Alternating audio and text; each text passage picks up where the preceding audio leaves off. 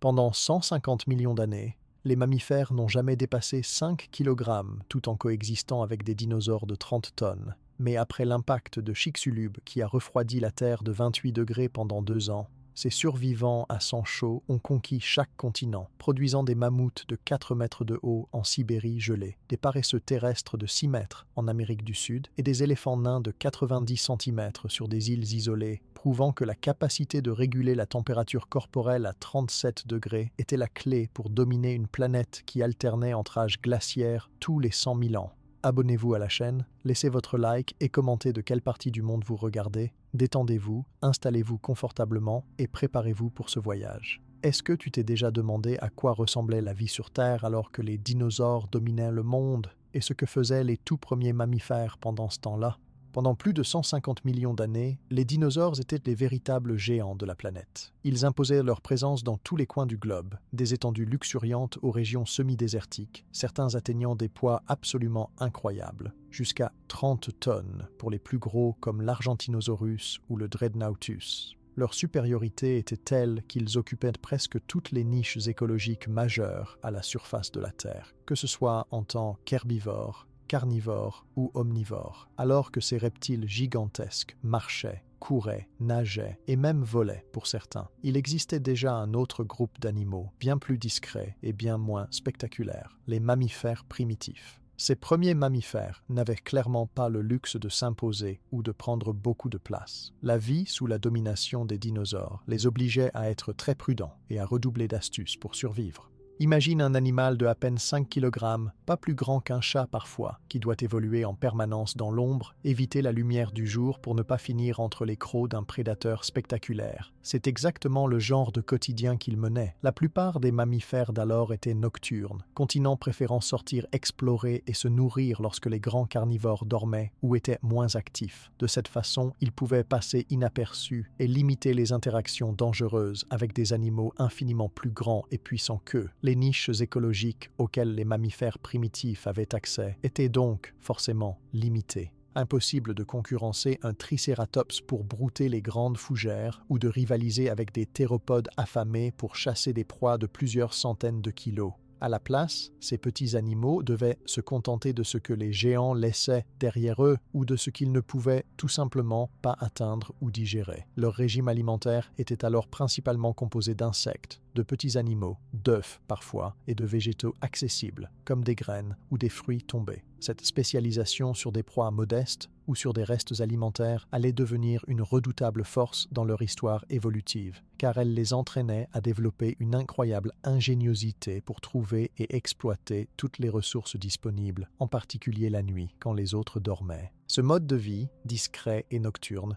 ne s'arrêtait pas à l'alimentation. Il définissait leur morphologie, leur comportement et même leur capacité sensorielle. Pour se déplacer sans bruit, éviter la lumière directe, sentir le danger arriver depuis la pénombre, les mammifères primitifs ont progressivement perfectionné des sens particulièrement affûtés, en particulier l'odorat et l'ouïe.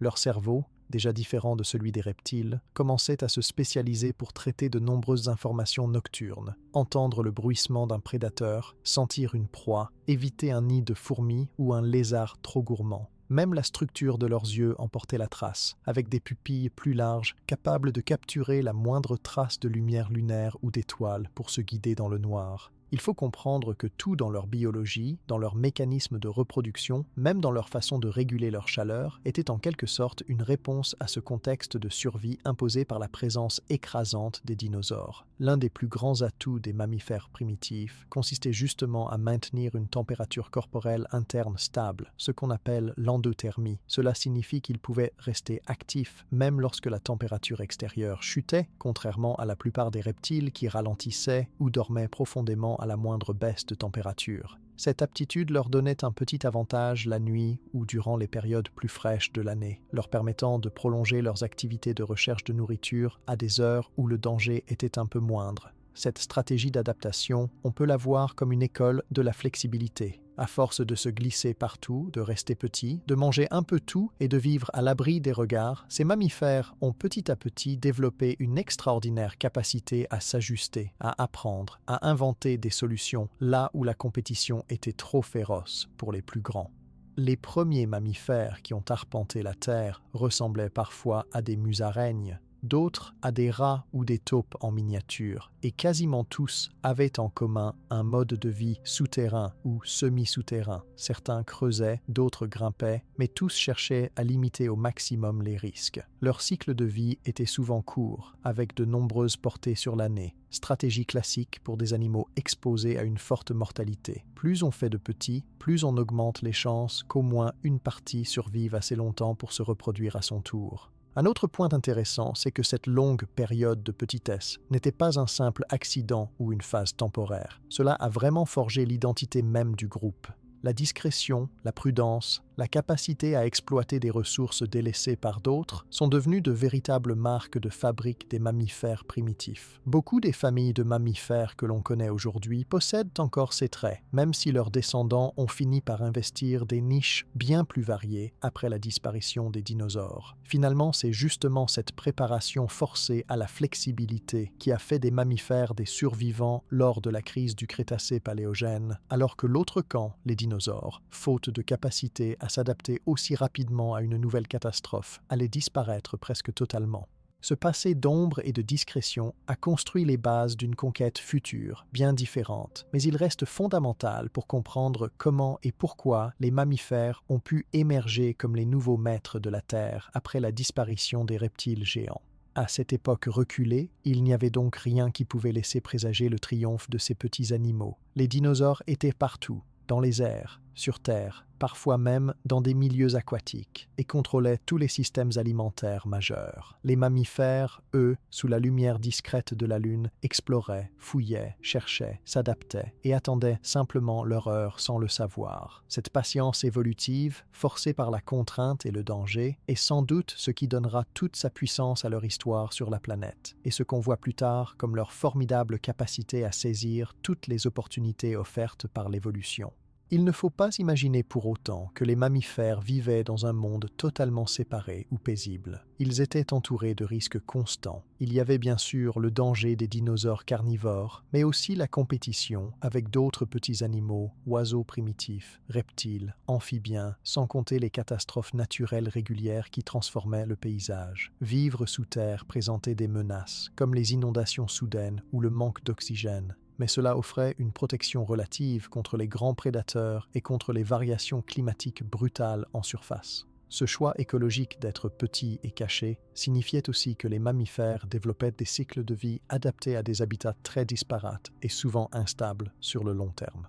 D'un point de vue durabilité biologique, ce sont toutes ces pressions qui ont sélectionné des lignées de mammifères capables de supporter des conditions extrêmes, des changements rapides et des contraintes multiples sur leur croissance ou leur reproduction. Leur stratégie reproductive, naissance multiple, croissance rapide des petits, soins maternels poussés avec le lait, était un avantage réel dans un monde aussi compétitif. Le lait maternel, par exemple, donnait aux petits un coup de pouce nutritionnel inégalé, leur permettant de grandir à l'abri des dangers directs, bien au chaud dans un terrier ou au creux d'un arbre, là où la majorité des dangers circulaient moins activement. La discrétion omniprésente et la capacité à se faufiler dans des micro-niches où les grands reptiles ne se risquaient pas étaient très certainement les garants de la survie et du développement progressif d'innovations biologiques chez ces petits animaux. L'évolution de leur cerveau leur permettait de mémoriser des parcours complexes dans le noir ou des comportements de fuite performants lorsque le besoin s'en faisait sentir. Cette longue école de la peur pourrait paraître misérable, mais elle constituera la fondation de leur avenir. Lorsque la catastrophe surviendra, avec la chute de l'astéroïde qui bouleversera radicalement la planète, ce seront ces caractéristiques générales, développées dans l'ombre, qui deviendront, du jour au lendemain, des couronnes évolutives majeures.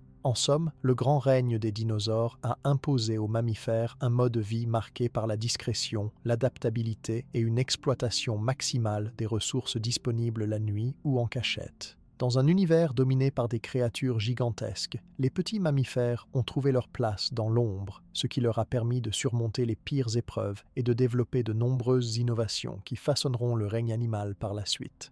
Leur histoire, marquée par la survie prudente et la petitesse, allait servir de tremplin spectaculaire pour leur future domination après l'effondrement du monde des grands dinosaures. Cette première étape, souvent oubliée ou minimisée, est pourtant la clé de leur incroyable succès. Cette capacité des mammifères à survivre dans l'ombre leur a finalement ouvert une porte incroyable, même si elle s'est présentée sous la forme d'une des plus grandes catastrophes de l'histoire de la Terre. À la fin du Crétacé, un événement soudain a mis fin à la suprématie des dinosaures d'une manière brutale et décisive. Tout s'est joué il y a environ 66 millions d'années, quand un astéroïde gigantesque, mesurant environ 14 km de diamètre, a frappé la région de ce qui est aujourd'hui la péninsule du Yucatan au Mexique. C'est ce qu'on appelle l'impact de Chicxulub. Ce nom un peu compliqué vient justement du cratère qui existe encore en partie là-bas et qui témoigne de la violence inouïe de l'impact. Pour se rendre compte, il faut imaginer une énergie instantanément libérée équivalente à plusieurs milliards de bombes atomiques, tout ça en un clin d'œil, libérant une onde de choc qui a parcouru la planète entière. La collision a généré tellement de chaleur que les matériaux ont fondu sur place. Une boule de feu de plusieurs centaines de kilomètres de diamètre s'est formée, propulsant des débris incandescents à travers toute l'atmosphère. Ces débris sont ensuite retombés à la surface à des milliers de kilomètres de là, provoquant au passage une pluie de matière brûlante. C'est ainsi que d'immenses incendies se sont déclarés sur toute la planète, brûlant la majorité des forêts de l'époque et libérant encore plus de fumée et de particules dans l'air. Comme si cela ne suffisait pas, l'impact a aussi provoqué d'énormes tremblements de terre, des raz-de-marée colossaux qui ont submergé les côtes sur de grandes distances et a déclenché une chaîne de réactions chimiques dans l'atmosphère. Le dioxyde de soufre, le carbone et la suie volcanique se sont rapidement dispersés autour du globe, formant une sorte de voile qui a filtré la lumière du soleil. Le résultat, c'est qu'en seulement quelques jours, la Terre s'est retrouvée plongée dans une obscurité quasi totale. Ce qui avait commencé par un flash aveuglant et une chaleur insupportable est devenu un hiver apocalyptique. Les températures se sont effondrées presque instantanément et, d'après les études menées à partir des carottes de sédiments et des fossiles, il a fait jusqu'à 28 degrés de moins sur toute la planète pendant près de 2 ans.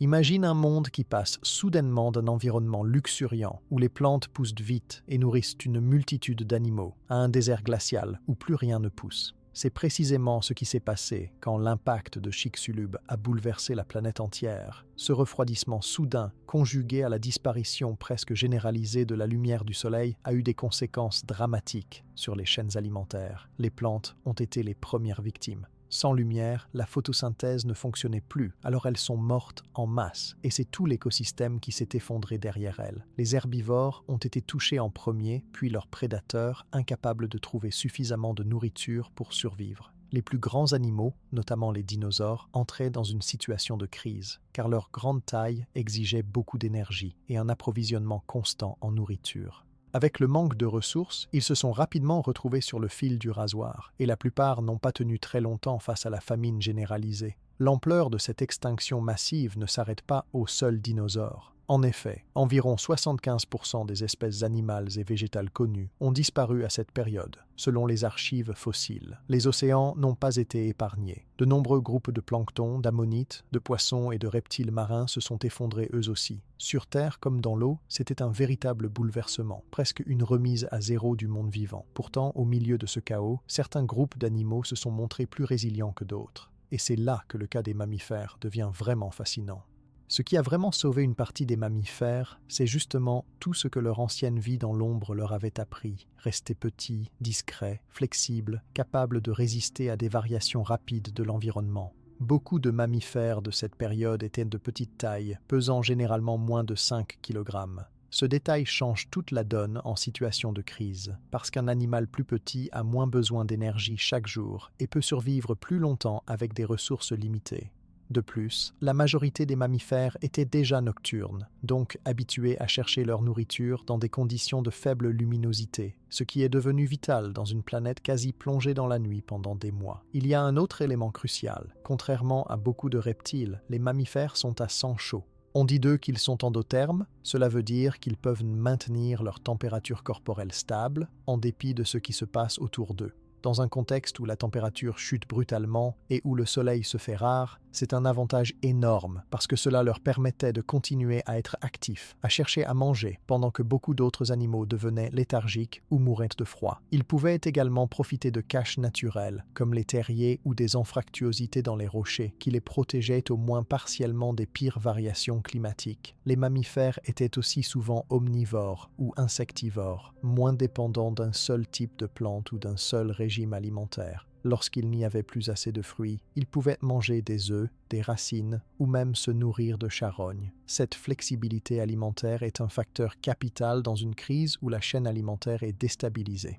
Les plus gros carnivores ne trouvaient plus assez de proie, mais les petits survivants, eux, pouvaient gratter des restes, attraper des insectes ou piocher des ressources là où d'autres ne pouvaient pas aller. Ce comportement opportuniste était exactement le genre de stratégie qu'il fallait pour traverser les moments les plus durs de l'après-impact. Le déroulement de l'extinction ne s'est pas fait en un après-midi, c'était au contraire un long processus décousu. D'abord sont venus les incendies et la destruction immédiate autour de la zone d'impact. La chaleur était si intense que tout a pris feu sur plusieurs continents, les forêts entières ont disparu sous les flammes, libérant des cendres et du carbone. Ensuite, les incendies ayant détruit la majeure partie de la couverture végétale, les sols se sont retrouvés nus et à la merci de pluies acides. Celles-ci étaient la conséquence de réactions chimiques complexes dans l'atmosphère, déclenchées principalement par le soufre vaporisé lors de l'explosion et de la combustion des matières organiques. Il en résultait une pluie acide qui ravageait les jeunes pousses, ralentissant encore plus la régénération de la vie végétale. Certains animaux ont bien tenté, pendant un certain temps, de migrer ou de rechercher des zones encore vertes, mais le changement était global. Même aux antipodes du point d'impact, la poussière et la suie obscurcissaient le ciel. La faune sauvage a essayé de s'adapter, mais rares sont les espèces qui ont résisté à cette succession de coups durs. Les plus grands perdants ont été les dinosaures non-aviens, qui constituaient jusqu'alors le groupe dominant sur les continents. Leur extinction a été quasi totale, à l'exception de quelques lignées de petits dinosaures à plumes, ce qu'on considère aujourd'hui comme les ancêtres des oiseaux modernes. Les poissons, amphibiens et reptiles ont aussi subi de lourdes pertes, mais certaines lignées ont survécu, notamment grâce à leur capacité à ralentir leur métabolisme ou à hiberner. Pour les mammifères, c'était presque une revanche de l'évolution. Ce ne sont pas les plus puissants ni les plus grands qui ont survécu, mais justement ceux qui avaient conservé cette taille modeste et cette vie discrète, rôdant dans des tunnels souterrains ou des grottes. Ils étaient aussi parmi les rares dotés d'une thermorégulation performante. En maintenant leur chaleur interne, ils ont pu continuer à reproduire et à nourrir leurs petits sans dépendre de la température ambiante. Les portées multiples, les cycles de vie rapides et le lait maternel ont joué leur rôle, permettant à la lignée mammalienne de continuer d'exister même quand l'environnement devenait toxique et imprévisible. À la suite de la catastrophe, la planète a mis des milliers d'années à se rétablir complètement. Ce n'est pas comme si après 2 ans d'hiver nucléaire, tout est revenu à la normale d'un coup. Les plantes ont d'abord recolonisé lentement les paysages, suivis par les insectes, puis les premiers oiseaux et quelques reptiles. Pendant cette lente renaissance, il restait peu de compétition parmi les vertébrés terrestres, ce qui a offert aux mammifères un champ libre incomparable. Ils se sont alors diversifiés à une allure qu'on n'avait jamais vue auparavant. Les fossiles retrouvés témoignent d'une explosion de formes nouvelles dans les quelques millions d'années qui ont suivi. Derrière cet effet domino, ce qui est fascinant, c'est de voir comment une catastrophe d'une telle ampleur peut complètement rebattre les cartes pour le vivant. Les espèces qui semblaient les plus faibles, les moins remarquées, sont celles qui se sont montrées les mieux armées pour profiter de la crise. Le fait que la plupart des mamans mammifères gardaient leurs petits bien abrités, en les allaitant loin des dangers du dehors, a permis à beaucoup de familles mammaliennes de traverser les pires semaines suivant l'impact. Le stress évolutif était énorme et il a même contribué à accélérer certains mécanismes, comme l'évolution de nouvelles stratégies de reproduction ou de défense contre de nouveaux parasites qui sont apparus avec les changements radicaux de l'environnement. Du côté des plantes, l'extinction de masse a aussi eu des conséquences inattendues. Les plantes à fleurs ont profité du vide laissé par la disparition de la plupart des conifères et des fougères géantes. Elles se sont diversifiées beaucoup plus vite, offrant aux nouveaux mammifères des ressources encore plus variées sur lesquelles s'adapter. Toute la structure des forêts, des savanes et des zones humides s'est transformée, définissant un monde radicalement nouveau sur lequel les anciennes règles du jeu ne s'appliquaient plus. Au cœur de tout ça, il reste la question: pourquoi certains groupes d'animaux survivent à une apocalypse quand d'autres disparaissent? Les paléontologues essaient encore de comprendre tous les paramètres: taille, mode de vie, alimentation, reproduction, comportement. On sait maintenant que plusieurs groupes de mammifères très basiques et les oiseaux sont les principaux héritiers de ce monde transformé, principalement à cause de leur capacité à encaisser le choc écologique et à rebondir très vite une fois la niche écologique devenue disponible. Pour chaque espèce qui disparaissait, d'autres trouvaient là une opportunité nouvelle. Les mammifères, qui jusque-là vivaient dans les interstices du monde des dinosaures, se sont alors lancés dans une expérimentation à grande échelle de la diversité. Libérés de leurs prédateurs géants et de la concurrence écrasante des herbivores dinosaures, ils ont pu multiplier le nombre de stratégies de survie, devenir plus grands, explorer de nouveaux milieux, inventer des façons inédites de se nourrir, de se reproduire, de s'organiser en groupe. Tout cela a commencé précisément grâce à cette catastrophe planétaire déclenchée par l'impact de Chicxulub. En fin de compte, ce qui ressort de cet épisode cataclysmique, c'est à quel point la vie sur Terre est résiliente et imprévisible. Les stratagèmes de survie des mammifères, forgés dans la pénombre et la discrétion, ont trouvé dans la crise la meilleure occasion de s'épanouir. C'est seulement après la chute de l'astéroïde et l'extinction massive que leurs capacités uniques, qui avaient semblé plutôt ordinaires ou modestes comparées à la puissance des dinosaures, sont devenues des avantages déterminants.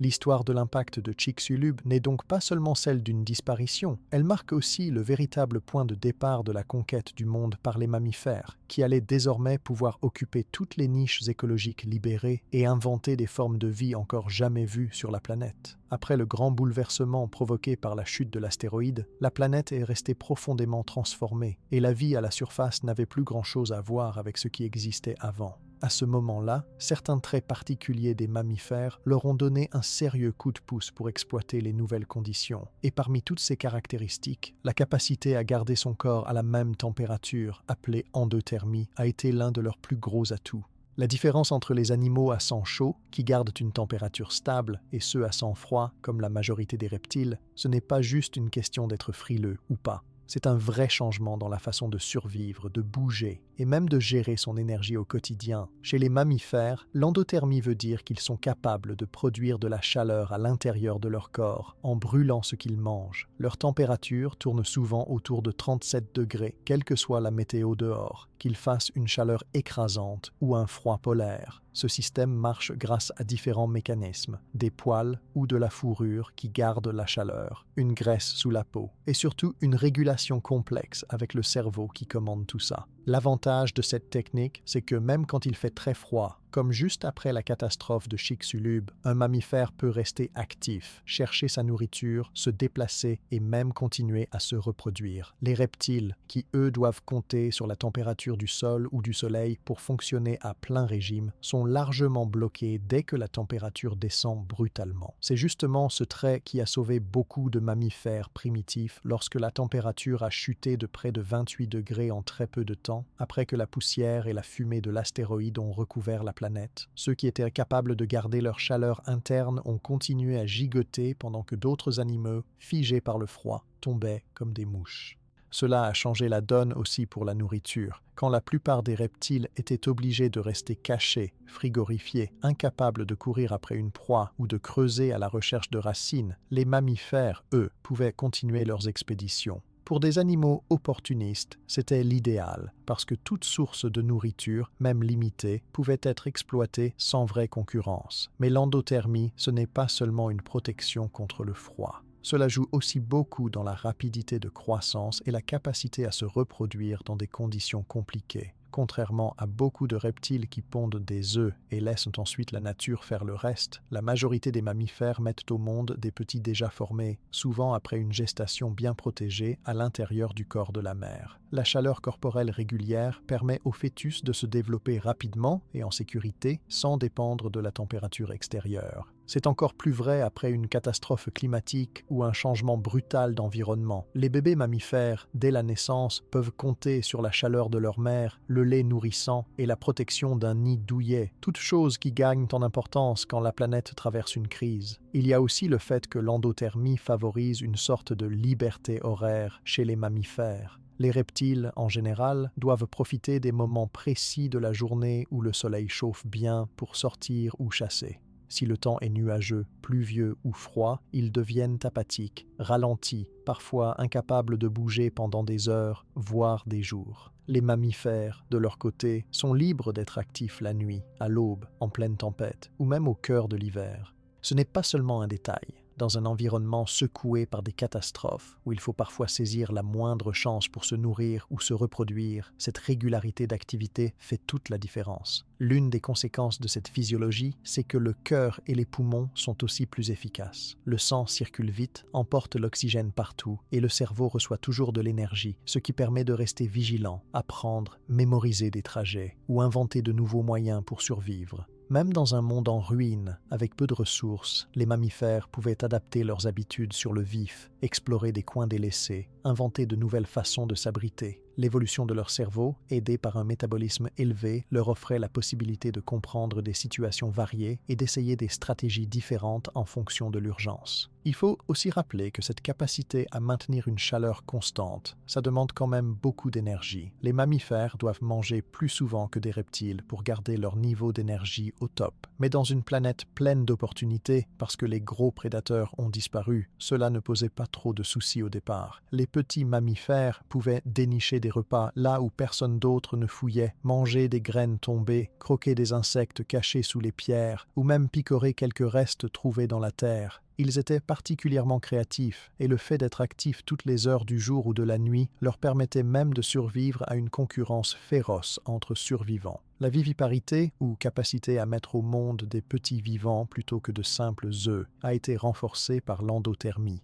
Les jeunes mammifères peuvent y naître à n'importe quelle période de l'année, même quand il fait froid ou que la météo est instable, parce qu'ils profitent de la chaleur maternelle continue et des soins parentaux. C'est nettement plus efficace pour traverser une période de grands changements, car il n'y a pas de dépendance envers la météo pour la réussite de la reproduction. Les espèces qui avaient développé ce mode de vie, avec du lait nourrissant, un abri pour les jeunes et une protection effective contre les dangers, ont vu leur descendance s'en sortir bien mieux que les animaux qui laissaient leur progéniture un peu livrée à elle-même. La question de savoir quand exactement les premiers mammifères ont acquis une endothermie complète fait encore débat chez les chercheurs. Mais ce qui est sûr, c'est que même chez les plus anciens fossiles de l'ère secondaire, on retrouve déjà des signes clairs, une ossature indiquant une respiration rapide, des traces qui montrent la présence de poils, des indices sur leur mode de vie souterrain ou nocturne. Dès l'instant où les conditions extérieures sont devenues mortelles, cette innovation biologique a payé tout de suite. C'est probablement l'explication principale derrière la survie de groupes aussi variés que les premiers marsupiaux, ceux qui portent leurs petits dans une poche, ou les placentaires, comme la majorité des mammifères actuels, dont l'humain. La maîtrise de la chaleur corporelle a aussi permis aux mammifères d'atteindre des zones laissées libres par la disparition des dinosaures, même dans des environnements difficiles. Les régions où les saisons sont marquées, avec des hivers froids ou celles où les journées peuvent passer d'un extrême à l'autre, étaient désormais à portée pour ces petits animaux énergiques. Ils ont commencé à coloniser des lieux qui bénéficiaient de nouveaux types de végétation, suivaient les zones où les plantes repoussaient et s'adaptaient très vite à chaque nouveauté climatique. Un autre point important avec l'endothermie, c'est la capacité d'hiberner ou d'entrer en torpeur quand les choses deviennent vraiment difficiles. Beaucoup d'espèces, notamment parmi les petits insectivores ou rongeurs, peuvent ralentir leur métabolisme et leur activité pendant les pires périodes, puis rebondir dès que la situation s'améliore. Cette flexibilité complète le tableau d'une adaptation phénoménale, car le même animal peut à la fois survivre à une nuit glaciale active ou attendre calmement dans un terrier jusqu'à ce que le printemps revienne. Toutes ces qualités liées à la chaleur interne ont mis en route une série de changements chez les mammifères qui vont bien au-delà de la simple survie. Cela a influencé leur façon de chasser ou de se défendre, leur organisation sociale, la taille de leur groupe et même l'apparition de diverses manières de communiquer. Pouvoir vivre en groupe toute l'année, être actif en même temps, s'occuper collectivement des jeunes, tout cela est bien plus facile quand on n'est pas esclave de la température extérieure. L'efficacité de l'apprentissage, le partage des ressources, la répartition des rôles au sein d'une famille sont aussi liés à cet équilibre énergétique.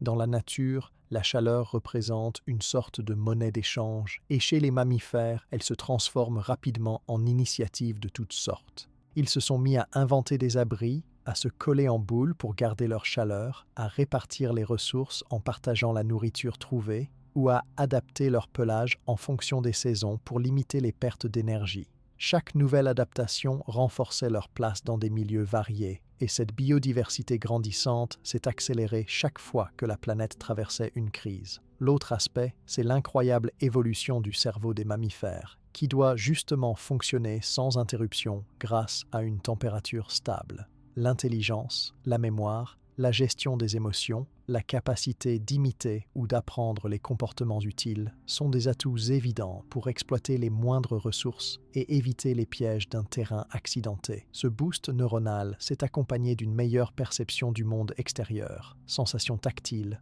odorat, ouïes pointues, tout ça a permis de traquer une nourriture rare ou de prévoir le passage d'un prédateur. L'endothermie, en donnant accès à des modes de vie variés, s'est vite révélé plus qu'un avantage temporaire. Dès que l'occasion s'est présentée, les mammifères ne se sont pas contentés de survivre, ils ont colonisé chacun des nouveaux territoires ouverts après la crise, testant tout ce qu'il était possible d'imaginer. Grimper aux arbres, creuser plus profondément, patauger dans l'eau, courir vite ou se cacher dans les broussailles. L'explosion de diversité qu'on retrouve dans les fossiles du Paléocène et de l'Éocène montre à quel point cette aptitude à gérer la chaleur a servi de tremplin à une multitude d'innovations évolutives. Si on regarde aujourd'hui, la plupart des traits qui distinguent les groupes de mammifères modernes trouvent leur origine dans cette gestion quotidienne de l'énergie. Les carnivores, par exemple, ont adapté leur chasse à n'importe quelle météo.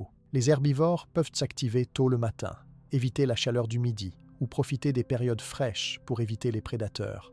Même les mammifères marins, comme les baleines et les dauphins, utilisent un système élaboré de chaleur interne pour survivre dans des eaux glaciales.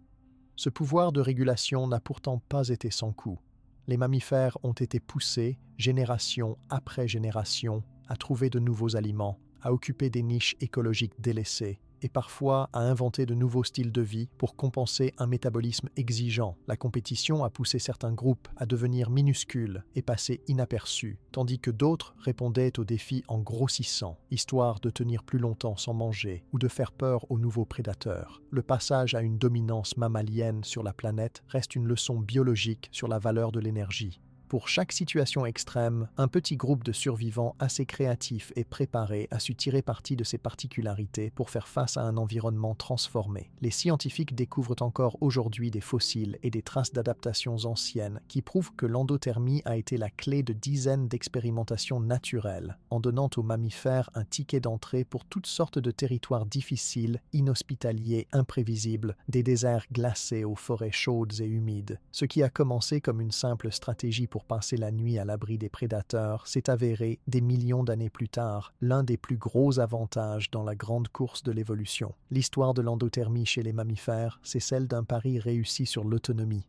Pouvoir compter sur le feu intérieur, jour après jour, nuit après nuit, s'est traduit par une réussite spectaculaire à chaque nouvelle crise, un rebond impressionnant chaque fois qu'une catastrophe reconfigurait la planète. Cette capacité à rester actif et adaptable était comme hiver, leur a donné une longueur d'avance et a lancé le monde des mammifères sur un chemin de diversité et d'innovation qui n'a jamais cessé depuis cette époque décisive. Après ce saut évolutif offert par l'endothermie, les mammifères ont pu profiter d'un contexte complètement changé pour expérimenter des directions inédites dans leur histoire. Imagine une planète débarrassée de ses maîtres les plus imposants. Les grands dinosaures venaient de disparaître soudainement, et en quelques millénaires, tous les grands équilibres écologiques s'étaient effondrés.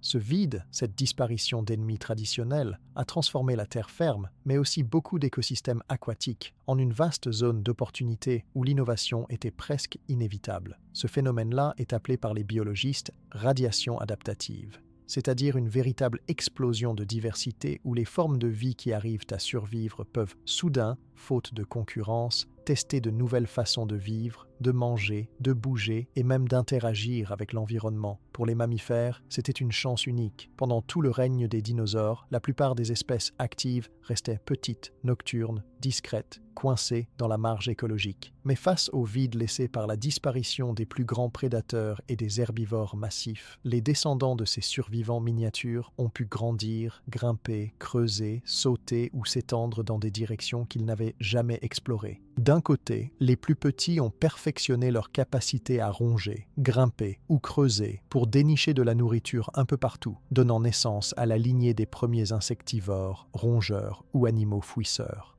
De l'autre côté, des lignées plus audacieuses ont commencé à tester des tailles de plus en plus imposantes, donnant peu à peu naissance à des ancêtres d'herbivores plus grands ou de prédateurs plus actifs. On observe dans les archives fossiles une augmentation rapide de la variété de tailles et de régimes alimentaires seulement quelques millions d'années après la crise, ce qui donne une bonne idée de la vitesse à laquelle l'évolution a pu fonctionner grâce à ce contexte unique. La planète, à cette époque, entre 66 millions d'années et 56 millions d'années avant aujourd'hui, soit le Paléocène et le début de l'Éocène, était déjà constituée en grands continents séparés.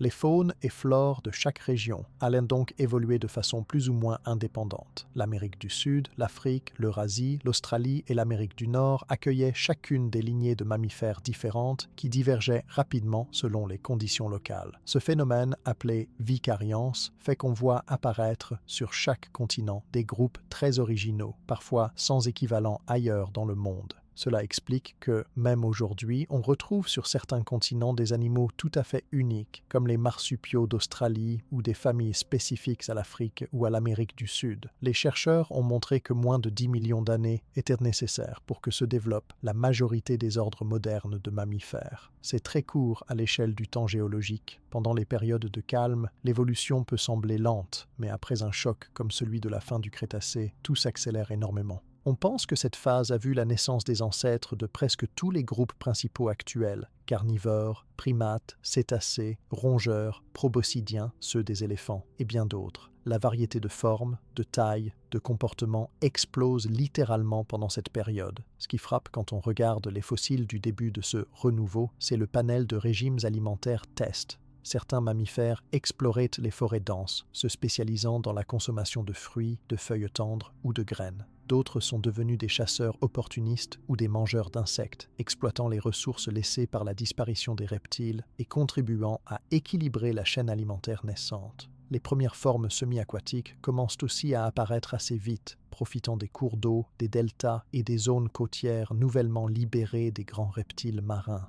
L'adaptation à tous ces nouveaux milieux n'est pas seulement une question de taille ou de régime alimentaire. Les mammifères ont expérimenté une diversité de modes de déplacement. Certains sont devenus des sprinteurs en savane, d'autres des grimpeurs agiles. D'autres encore se sont vus perfectionner la nage pour investir les marécages. Leurs membres évoluent, allongement, réduction, griffes spécialisées, différentes formes de sabots ou de coussinets. La diversité des dents, en particulier, éclate en quelques millions d'années. On retrouve des molaires faits pour broyer, des dents pointues pour déchirer, des incisives pour ronger, autant de modifications qui révèlent une adaptation intense aux nouvelles ressources. Cette expansion n'a pas non plus été un processus linéaire sans échec. Beaucoup de formes ont tenté leur chance dans des créneaux écologiques difficiles ou très spécialisés, et beaucoup de ces expériences ont disparu sans descendance après quelques millions d'années ou moins. On retrouve ainsi dans les dépôts fossiles une foule de lignées bizarres ou exotiques qui rappellent que l'évolution avance souvent par essai et erreur. Certaines de ces branches mortes, comme les condylarthres, les créodontes ou les notongulés, sont presque inconnues aujourd'hui du grand public, mais elles ont joué un rôle clé comme intermédiaires ou spécialistes de niches bien précises avant de s'éteindre ou d'être remplacées par d'autres groupes plus performants.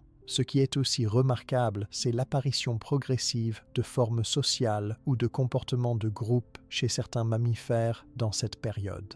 La coopération pour trouver de la nourriture, pour élever les petits ou pour se défendre face à de nouveaux prédateurs commence à se développer chez de nombreux groupes. Ce n'est sans doute pas un hasard, car dans un environnement très changeant où les nouveaux défis surviennent sans arrêt, la vie en groupe permet une meilleure transmission des connaissances et augmente les chances de survie des jeunes. La diversification des mammifères, durant cette période, n'a pas concerné que les terres émergées. Certaines lignées se sont adaptées aux milieux aquatiques, devenant petit à petit les ancêtres des baleines modernes, des lamantins ou des phoques. Cette conquête de l'eau douce puis des mers démontre à quel point les mammifères étaient capables de s'adapter sans limite. D'autres, à l'inverse, se sont installés dans le sous-sol, donnant naissance à des taupes, des animaux fouisseurs, ou même à des espèces capables d'hiberner de façon très poussée. On peut également évoquer le rôle des plantes dans cette expansion. Avec la disparition de l'ancienne canopée de fougères arborescentes et de conifères du Crétacé, les forêts de l'ère nouvelle, dominées par les angiospermes, plantes à fleurs et à fruits, offrent des opportunités inédites. Les mammifères fruitivores ou granivores y trouvent une manne abondante, et ce sont parfois eux qui, en mangeant des fruits ou transportant des graines, participent à la propagation de ces nouvelles espèces végétales. Il y a donc un vrai partenariat écologique qui s'installe entre végétaux et mammifères, chacun profitant du succès de l'autre. Le tableau du monde post-dinosaure est donc marqué par l'apparition de tout un éventail de formes nouvelles. Des minuscules rongeurs aux premiers prédateurs de grande taille, des herbivores qui ruminent aux grimpeurs des forêts, des semi-aquatiques aux spécialistes des sols rocailleux.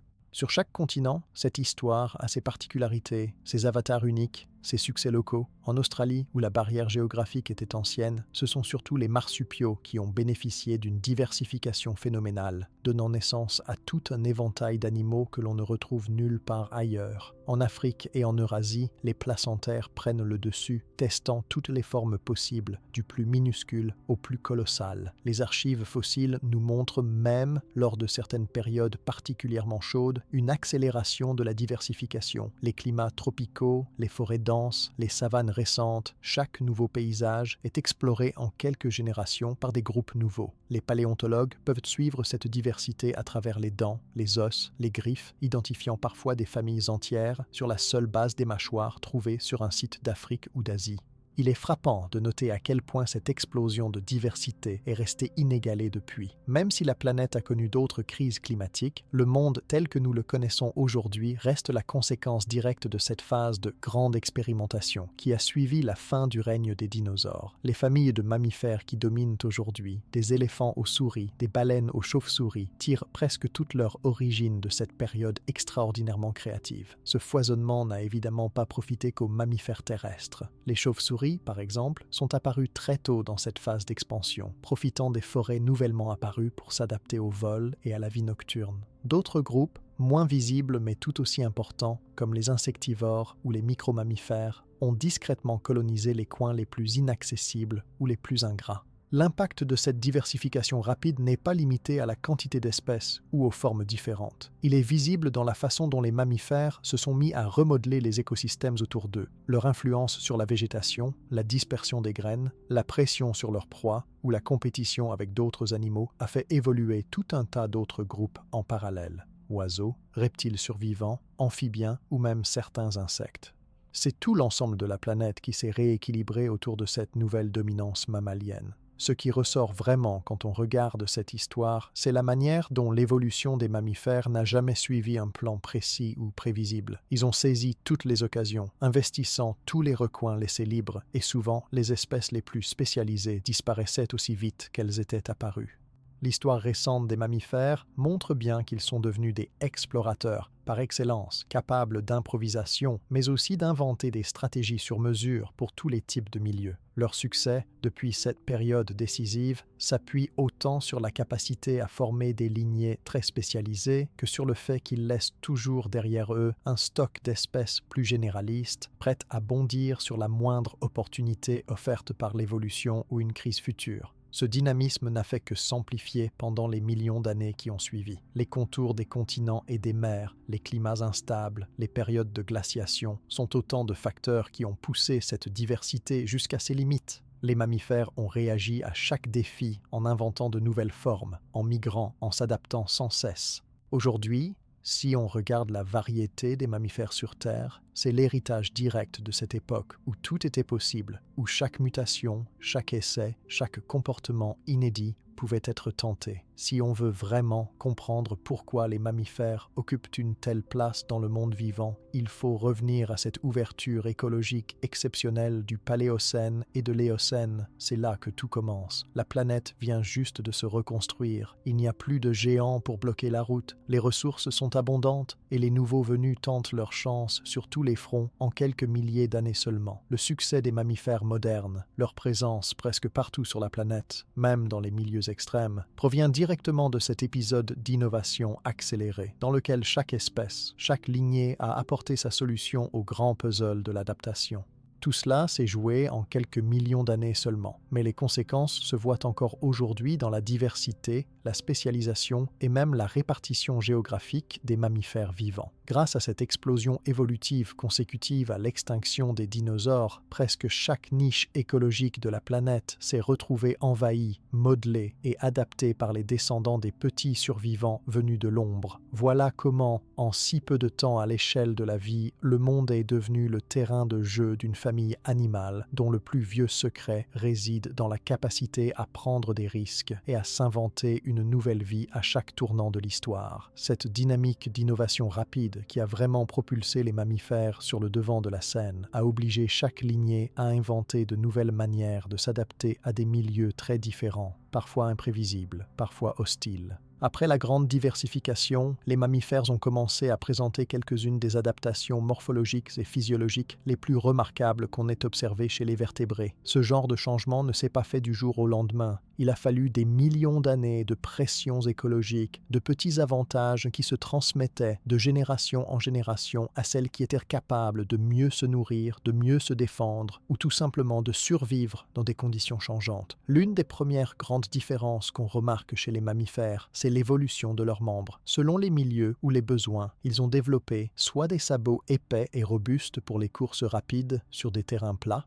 comme chez les chevaux, les antilopes ou les bovidés, soit des membres plus larges et puissants, capables de creuser, comme chez les taupes ou certains rongeurs fouisseurs. Chez ceux qui vivaient dans les arbres, les membres deviennent très flexibles, avec des doigts très mobiles et parfois des griffes recourbées ou même un pouce opposable pour saisir les branches, comme chez les primates.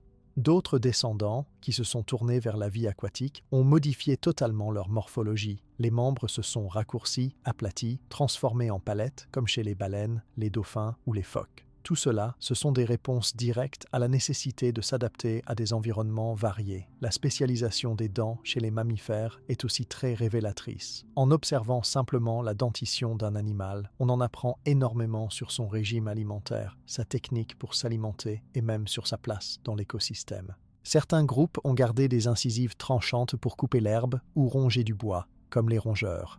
D'autres ont développé des canines acérées pour saisir ou tuer leur proie, comme les félins et les canidés. Les molaires, chez les herbivores, se sont adaptés pour broyer la cellulose des plantes. Elles sont larges, plates, avec des reliefs complexes qui maximisent la surface de broyage. Les carnivores, eux, ont gardé des molaires pointus, faites pour sectionner la viande. Cette diversité dentaire a permis à chaque groupe de mammifères de se spécialiser dans l'exploration de nourriture, parfois très originale, sur leur territoire. Parmi toutes ces transformations, la fourrure a joué un rôle crucial. Ce revêtement de poils, qui paraît peut-être banal aujourd'hui, est pourtant une innovation majeure. La fourrure isole du froid, protège contre l'humidité et parfois contre les rayons du soleil. Sa densité varie énormément. Les mammouths laineux de Sibérie, par exemple, avaient une fourrure si épaisse qu'ils pouvaient endurer des températures extrêmes. Les espèces vivant en milieu chaud peuvent être presque glabres ou au contraire porter une toison plus claire qui reflète la lumière. Certains mammifères, comme les otaries ou les castors, possèdent aussi un sous-poil très dense et imperméable qui leur permet de plonger dans l'eau glacée sans se refroidir. La couleur et la structure de la fourrure ont aussi pu servir au camouflage ou à la communication entre congénères, selon les cas. Sur le plan interne, les systèmes de sudation et de gestion de la chaleur sont remarquables chez les mammifères. Il faut bien imaginer qu'une activité intense, comme courir pendant de longues distances ou chasser en plein soleil, génère beaucoup de chaleur. Plutôt que de risquer la surchauffe, Nombre de mammifères ont développé des glandes sudoripares. Ce sont elles qui produisent la sueur, permettant de réguler la température interne, un peu comme un climatiseur biologique. Ce mécanisme fonctionne très différemment chez chaque groupe. Les chevaux transpirent beaucoup, les chiens plutôt halètent, et certains animaux, comme les éléphants, utilisent même leurs grandes oreilles pour disperser la chaleur. Les systèmes de régulation de la température sont uniques à chaque famille et montrent bien à quel point les mammifères se sont adaptés sur mesure à leur environnement. Un autre aspect capital, c'est la croissance du cerveau. Dès les premières radiations adaptatives, on voit que la taille et la complexité du cerveau augmentent chez beaucoup de groupes.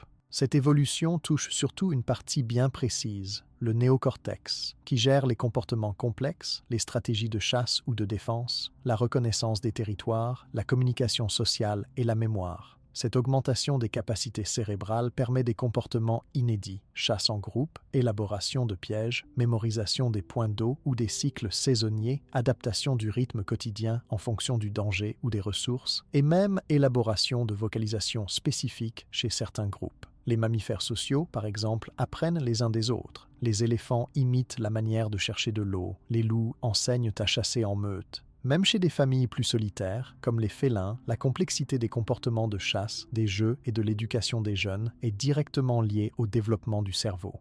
La viviparité et l'allaitement, deux caractéristiques propres aux mammifères, ont permis une amélioration spectaculaire du taux de survie des jeunes. Les petits naissent déjà bien développés, protégés dans le ventre de la mère durant toute la gestation, ce qui évite l'exposition aux aléas extérieurs, aux prédateurs ou aux conditions climatiques défavorables. Une fois nés, ils dépendent du lait maternel, un aliment complet, riche en protéines, en lipides et en anticorps. Cela permet aux petits de grandir vite, de renforcer leur système immunitaire et de ne pas dépendre tout de suite d'une alimentation difficile à trouver ou à digérer. Ce soin parental, avec parfois des familles où les deux parents ou même le groupe entier participent à l'éducation, a donné aux mammifères un taux de survie très élevé comparé à d'autres vertébrés. En dehors des adaptations purement biologiques, certains mammifères ont même développé des outils ou des ajustements comportementaux pour répondre à des défis précis. Les castors modifient leur environnement en construisant des barrages, créant ainsi de nouveaux habitats pour leur famille, mais aussi pour d'autres espèces. Les primates utilisent des pierres, des bâtons ou des feuilles pour attraper des insectes ou casser des noix. Ces comportements ne sont pas innés chez toutes les espèces, mais montrent à quel point la plastique évolutive du cerveau mammalien peut servir à dépasser les limites imposées par le corps. La diversité des modes de déplacement est spectaculaire. Il y a les fameux coureurs rapides des savanes, comme les antilopes qui peuvent atteindre 70 km/h, les grimpeurs des forêts tropicales qui se servent des branches comme d'un terrain de jeu, ou encore les fouisseurs capables de creuser des réseaux souterrains complexes. Les mammifères marins ont réinventé la nage, utilisant leur colonne vertébrale de façon ondulatoire, contrairement aux poissons qui utilisent surtout leur queue. Les chauves-souris sont l'un des rares groupes de mammifères à avoir conquis le vol actif, grâce à la transformation de leurs membres antérieurs en ailes membraneuses. Chaque innovation a ouvert un nouveau territoire, une nouvelle source de nourriture ou une nouvelle façon d'échapper aux prédateurs. Chez de nombreux mammifères, on observe aussi le phénomène du mimétisme ou de la coloration d'avertissement. Certains arborent des dessins sur leur pelage, qui permettent de se fondre dans le décor. D'autres affichent au contraire des teintes vives qui signalent un danger potentiel aux prédateurs, comme chez certaines espèces de putois ou de blaireaux. Ces attributs visuels, souvent renforcés par des odeurs fortes ou des glandes spécialisées, font partie des adaptations défensives développées au fil du temps. La gestion de l'énergie et du stockage de la nourriture constitue un autre aspect central de l'adaptation mammalienne. De nombreux rongeurs, par exemple, entassent graines et noix dans des cachettes pour passer l'hiver ou la saison sèche. Les ours engraissent toute la belle saison pour pouvoir survivre des mois sans manger grâce à l'hibernation. Les chameaux stockent la graisse dans leurs bosses, ce qui leur permet d'affronter sans problème plusieurs semaines dans le désert. Cette capacité à prévoir, accumuler et gérer ses réserves de façon intelligente a contribué à l'occupation de milieux chauds, froids ou très arides, là où les autres animaux échouaient. Chez certains mammifères, la vision et l'ouïe ont atteint des niveaux de finesse difficilement égalables chez d'autres vertébrés. Les chauves-souris et de nombreux cétacés utilisent l'écholocation. Ils émettent des sons qui rebondissent sur les obstacles et leur permettent de voir dans l'obscurité totale ou sous l'eau. Les éléphants captent des vibrations inaudibles pour l'oreille humaine, leur permettant de communiquer à des kilomètres de distance. Chez les carnivores nocturnes, la vision est adaptée à la lumière faible, avec des pupilles larges et une couche réfléchissante derrière la rétine pour capter le moindre rayon. La communication est également extrêmement développée. Les loups hurlent pour marquer leur territoire ou rassembler leur meute. Les primates utilisent une grande variété de sons, de gestes, de signaux faciaux pour transmettre des informations sur la nourriture, le danger ou pour renforcer les liens sociaux. Les baleines chantent sur de très longues distances, des ondes qui traversent tout un océan.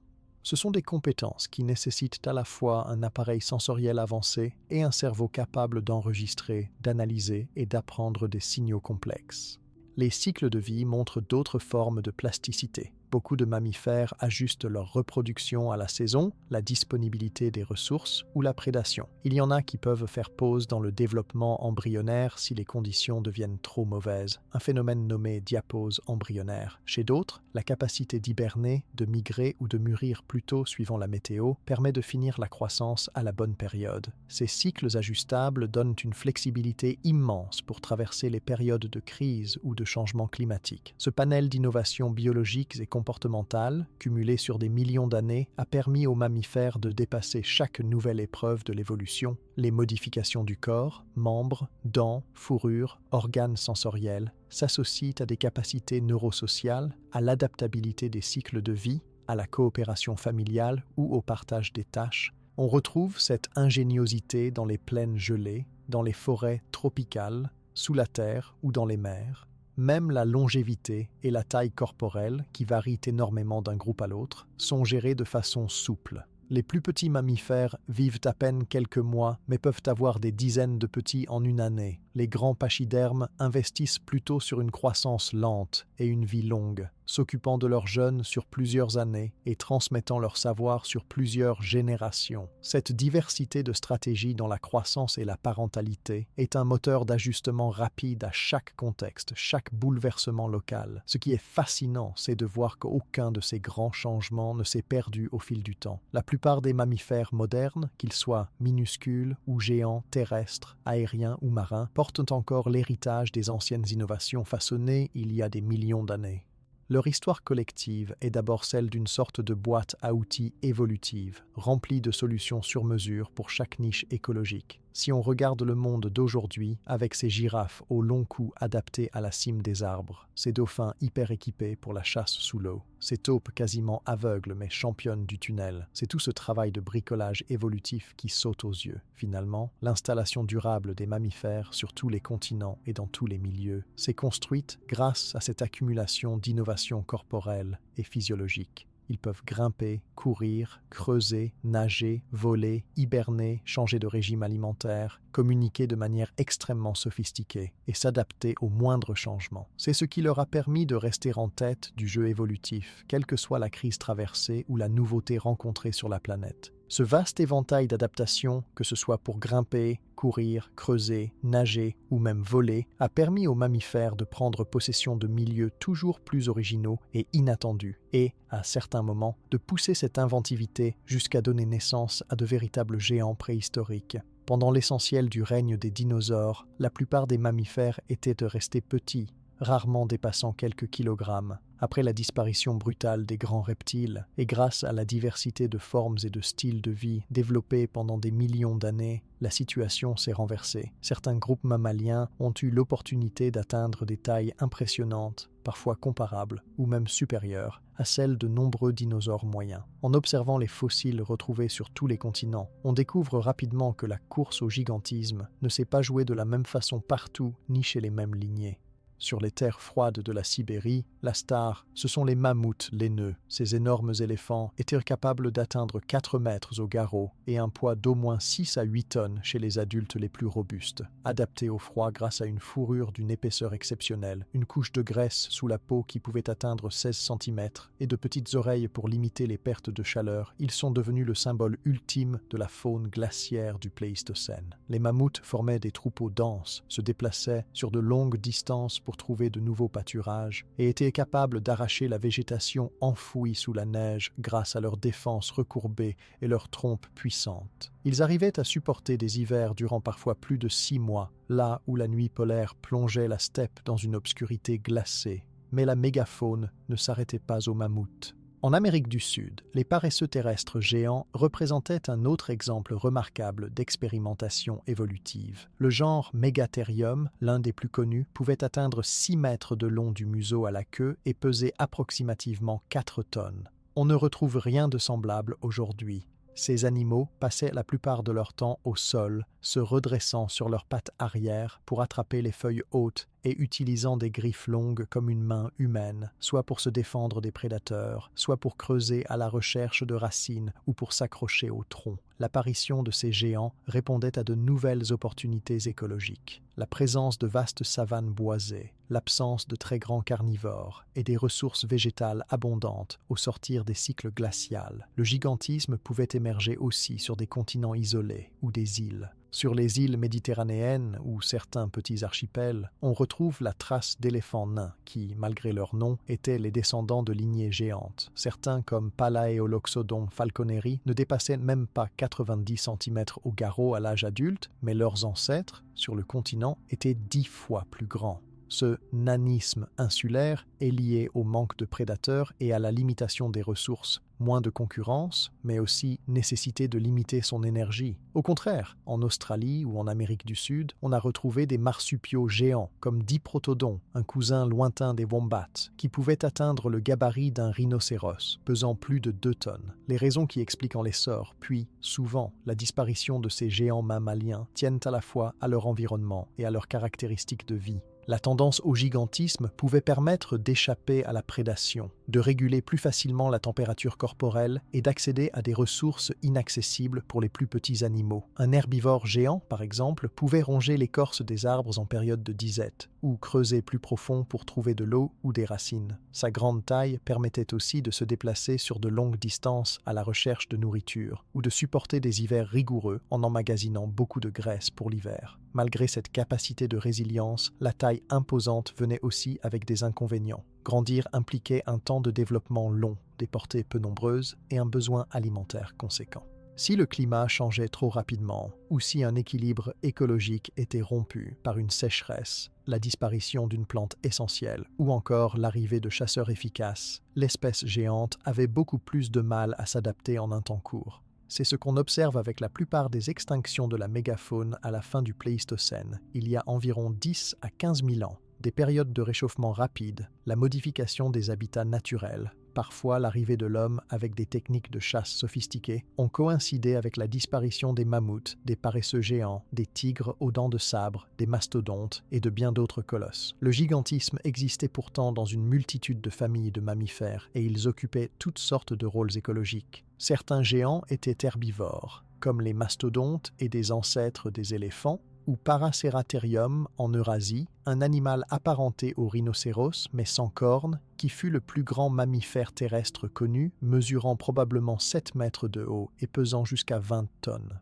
D'autres groupes donnaient naissance à des carnivores impressionnants, comme le fameux Smilodon d'Amérique. C'est le fameux tigre à dents de sabre, avec des canines pouvant atteindre 30 cm, taillé pour chasser des proies de grande taille dans les vastes prairies et forêts ouvertes. Des hyènes géantes, des ours de plusieurs mètres et même des lions encore bien plus massifs qu'aujourd'hui venaient équilibrer les écosystèmes et ajouter une pression de sélection constante sur les plus faibles. Dans les océans aussi, le gigantisme s'est manifesté. Les baleines, aujourd'hui parmi les animaux les plus grands ayant jamais vécu, sont le fruit de cette dynamique. Dès le début de l'ère cénozoïque, soit il y a environ 50 millions d'années, certains mammifères retournent à la vie aquatique et commencent à adopter des tailles qui défient l'entendement. Les premiers archéocètes, ancêtres des baleines modernes, pouvaient dépasser 15 mètres, et aujourd'hui, la baleine bleue bat tous les records, jusqu'à 30 mètres de longueur et 150 tonnes pour les plus impressionnantes. Cette croissance spectaculaire s'explique en partie par l'abondance de ressources planctoniques et la nécessité d'absorber chaque jour des quantités gigantesques d'aliments. Être gigantesque, dans ce cas, permet de parcourir d'immenses distances à la recherche de nourriture, de survivre aux migrations et d'éviter la prédation par la taille seule. De nombreux exemples montrent que les mammifères sont capables de s'adapter à l'extrême en modelant leur corps autant que leur stratégie de vie. Cette plasticité évolutive apparaît au gré des changements d'environnement, dans des phases de compétition intense puis de relâchement selon la place laissée libre par d'autres animaux. Ainsi, la colonisation des continents américains par l'ancêtre du bison a donné naissance à des mammifères massifs parfaitement adaptés au froid quasi polaire. Dans le nord de l'Eurasie, les rhinocéros laineux, proches cousins des mammouths mais bien distincts, montraient une adaptation très fine, épaisse toison, graisse sous-cutanée, crocs imposants et cornes courtes pour fouiller la neige et briser la glace afin d'atteindre l'herbe gelée. La diversité de taille des mammifères, du minuscule musaraigne à l'énorme éléphant ou au mégathérium, prouve que le règne mammalien n'a jamais cessé de tester toutes les possibilités offertes par la nature. Même sur de petits territoires, parfois très isolés, on retrouve cette capacité à évoluer rapidement. Sur l'île de Madagascar, certaines espèces de lémuriens ont atteint des tailles gigantesques comparées à leurs cousins africains, tandis que d'autres se sont faites minuscules, chacune s'adaptant à sa propre niche. À l'époque du Pléistocène, le continent australien hébergeait de véritables créatures inattendues. Diprotodons déjà cités, mais aussi des kangourous géants, des oiseaux incapables de voler mais formidables coureurs, et même des varans prédateurs pouvant dépasser 5 mètres. Ce qui ressort de l'étude de tous ces animaux, c'est aussi le lien étroit entre la taille, la gestion de l'énergie, la stratégie de reproduction et la pression du milieu. Plus on est grand, plus il est difficile de se cacher ou de fuir, mais plus on gagne en endurance, en résistance au froid ou à la faim. Plus on est petit, plus la capacité à se multiplier vite, à changer de territoire ou à se cacher devient importante. Tout se joue, finalement, dans le dosage de ces paramètres. Les animaux géants d'un même endroit ont souvent partagé leur territoire avec tout un cortège de petits mammifères opportunistes et adaptables, qui profitaient des miettes ou se spécialisaient dans des niches telles que l'insectivorie, le charognage ou la prédation de petits rongeurs. L'étude de la mégafaune préhistorique apporte aussi des renseignements sur la structure des écosystèmes disparus. Les scientifiques reconstruisent, à partir des squelettes retrouvés dans les marécages gelés de Russie ou dans les grottes d'Amérique, des chaînes alimentaires où la mort d'un animal géant entraînait la survie d'une multitude d'insectes, d'oiseaux, de rongeurs et même de carnivores spécialisés dans la charogne. Cette structuration verticale, avec des herbivores massifs, des prédateurs de très grande taille, mais aussi une myriade de petits mammifères de tout style, a constitué pendant plusieurs millions d'années le visage des paysages d'Eurasie, d'Amérique, d'Afrique ou d'Australie. Même si aujourd'hui, il ne reste de cette mégafaune que quelques représentants épars, éléphants, rhinocéros, girafes ou baleines, la leçon de l'histoire, c'est que ces formes extrêmes étaient loin d'être des exceptions temporaires ou fragiles. Elles ont structuré la vie, l'environnement et même le climat de grandes régions du monde. Le passage de ces géants a laissé une empreinte directe sur les sols, la végétation, les cycles de ressources en eau ou en minéraux, et a modelé la coévolution de tout un cortège d'espèces animales et végétales autour de leur passage. En repensant à la variété des milieux colonisés par cette mégafaune, on comprend que sa disparition, quasi simultanée sur tous les continents en quelques milliers d'années, a bouleversé profondément la dynamique des écosystèmes. Certains paysages sont devenus forêts, là où vivaient autrefois des steppes, d'autres se sont désertifiés, et la disparition des gros consommateurs a parfois déclenché la multiplication d'espèces envahissantes, le développement de maladies ou l'apparition de nouveaux prédateurs plus petits. En définitive, ces géants illustrent à la perfection la capacité des mammifères à explorer non seulement la diversité des formes, mais aussi la diversité des tailles et des stratégies de vie. Leur apparition, leur expansion et parfois leur extinction témoignent d'une histoire évolutive aussi riche que mouvementée, faite d'opportunités saisies, de crises traversées, de nouveautés rapidement intégrées ou perdues. Le gigantisme des mammifères, loin d'être un simple épisode spectaculaire, s'inscrit dans cette grande fresque d'innovation, de plasticité et d'adaptation qui continue à façonner le monde vivant moderne. Leurs mémoires fossiles, retrouvées chaque année dans des grottes, des tourbières ou sous la glace, rappellent le rôle essentiel joué par le gigantisme dans la construction des paysages et des équilibres actuels, même quand la plupart de ces colosses ont disparu de la surface de la Terre. Tout ce bouillonnement d'adaptation, de tailles variées et d'innovations morphologiques a permis aux mammifères d'attaquer la planète quasiment sans limite. Ils se sont mis à conquérir tous les continents, pénétrant l'ensemble des habitats imaginables, des plus luxuriants aux plus hostiles. À partir d'environ 66 millions d'années avant aujourd'hui, en à peine quelques dizaines de millions d'années, les groupes mammaliens ont franchi des frontières géographiques, climatiques et écologiques qui, auparavant, paraissaient infranchissables. Même sur les continents isolés ou les contrées inaccessibles d'autrefois, leur empreinte a fini par s'imposer, déployant une exubérance de formes et de styles de vie qui se sont adaptés à chaque situation unique. Si on remonte dans le temps et qu'on regarde l'échelle géologique, ce déploiement est vraiment frappant par sa rapidité et sa diversité. Au départ, le morcellement des continents suite à la dislocation de la Pangée avait déjà créé des écosystèmes bien différenciés.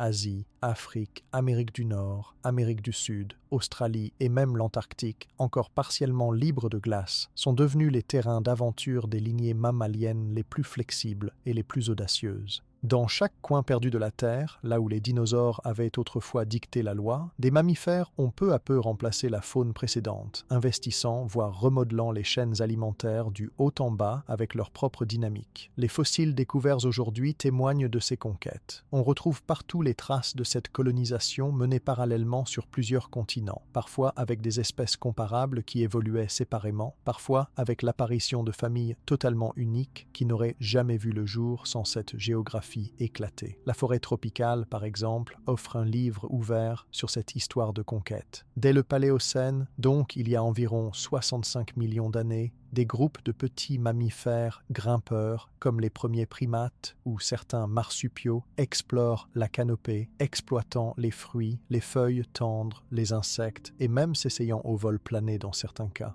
Au fur et à mesure, des lignées spécialisées apparaissent. Les singes d'Amérique du Sud, séparés de ceux d'Afrique par la dérive des continents, développent des queues préhensiles, tandis que leurs cousins africains deviennent les ancêtres des lémuriens et, plus tard, des grands singes. Dans les forêts tempérées, ce sont surtout des insectivores, des rongeurs grimpeurs et des carnivores agiles qui s'imposent. La forêt offre la sécurité, la nourriture variée, mais impose aussi toutes sortes de pressions, comme le camouflage, la capacité à grimper à grande vitesse ou à gérer l'humidité et la pénombre. En opposition aux régions boisées, les milieux ouverts ont représenté un autre immense terrain de jeu pour les mammifères. Au fur et à mesure que le climat global évoluait, il y a environ 30 millions d'années, les savanes, les steppes et les prairies sont apparues ou se sont agrandies, principalement en Afrique, en Eurasie et en Amérique du Nord. C'est ici que la course rapide s'est perfectionnée. Les chevaux anciens, d'abord à plusieurs doigts, puis progressivement à un seul sabot, évoluent en synchronisation avec l'apparition des grandes prairies. Les antilopes, les bisons, les rhinocéros et une multitude de rongeurs fouisseurs profitent de la diversité végétale saisonnière, migrent sur des centaines de kilomètres ou s'enfouissent pour échapper aux prédateurs ou à la sécheresse. Les déserts n'ont pas été laissés de côté. Malgré l'image souvent stérile qu'on a des grandes zones arides, de nombreux mammifères les ont investis, adaptés aux températures extrêmes et au manque d'eau. En Afrique du Nord, au Sahara, le fennec, un petit renard aux oreilles disproportionnées, est devenu expert pour dissiper la chaleur et profiter de la moindre goutte d'humidité. Les chameaux, quant à eux, sont maîtres dans l'art de stocker la graisse dans leurs bosses et de réduire au minimum la perte d'eau. En Australie, les marsupiaux comme le wombat ou le dunart creusent des terriers pour rester au frais ou passer la journée à l'abri du soleil brûlant. Les montagnes n'ont pas échappé à cette vague de conquête. Dès que les chaînes de l'Himalaya, des Andes ou des Rocheuses sont apparues, la faune mammalienne a peuplé les pentes, les plateaux, les forêts d'altitude et même les sommets glacés. Les bouquetins, les yaks, les pikas et beaucoup de rongeurs se sont adaptés à l'air raréfié, aux températures basses et aux hivers longs. Leur fourrure, leur capacité à gérer l'oxygène ou leur mode de reproduction ont évolué pour supporter des conditions qui seraient mortelles à la plupart des autres groupes d'animaux. Dans les régions boréales et arctiques, la capacité à réguler la température interne, grâce à l'endothermie et à la fourrure, a permis à toute une gamme de mammifères de survivre là où quasiment aucun autre vertébré ne tiendrait le choc. Les ours polaires, les renards arctiques, les morses et bien d'autres groupes vivent sur la banquise, plongent dans des eaux glacées ou creusent la neige en pleine tempête. Certains, comme le caribou, traversent chaque année des milliers de kilomètres à la quête de pâturage d'été. L'hibernation, la migration et d'autres stratégies de survie dans le froid se sont raffinées durant des millions d'années. l'eau a aussi représenté rapidement un nouveau territoire à conquérir. Dès 50 millions d'années avant aujourd'hui, certains mammifères ancestraux, comme les premiers cétacés ou siréniens, quittent la terre ferme pour devenir partiellement puis totalement aquatiques. Les baleines, dauphins, lamantins, phoques et loutres ont chacun trouvé des solutions morphologiques pour nager, respirer, communiquer et chasser dans des milieux totalement différents.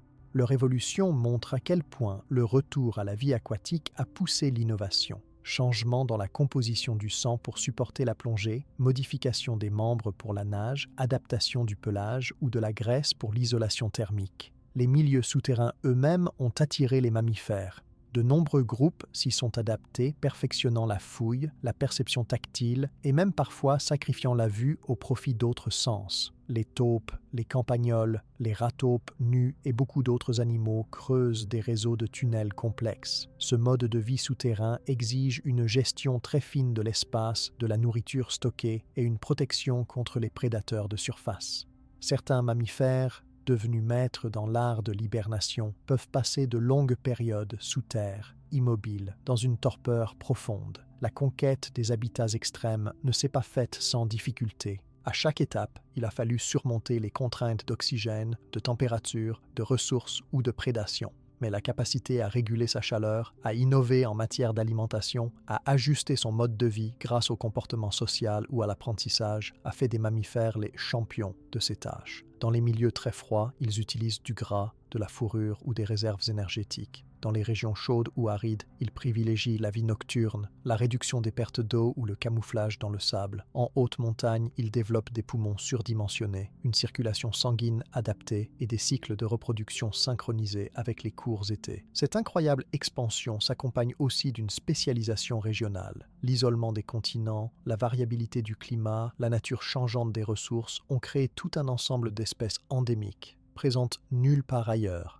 L'Australie, séparée très tôt du reste de la Pangée, est devenue la terre d'élection des marsupiaux, alors que l'Eurasie a vu s'épanouir les grands carnivores et herbivores placentaires. En Amérique du Sud, de nombreux groupes originaux ont persisté, comme les xénartres, paresseux, tatous, fourmiliers, qui n'existent pas ailleurs. Il y a aussi eu de véritables retours en arrière évolutifs. Certains groupes, devenus terrestres après l'extinction des dinosaures, sont repartis vers la vie aquatique. Les baleines et les dauphins en sont l'exemple le plus frappant, mais les otaries, morses ou castors montrent aussi qu'on peut repasser d'un mode de vie à un autre à travers quelques millions d'années seulement. D'autres mammifères ont varié leur mode de reproduction, modifié leur alimentation au gré des nouvelles plantes ou adopté une vie partagée en colonies ou en sociétés complexes quand l'environnement l'exigeait.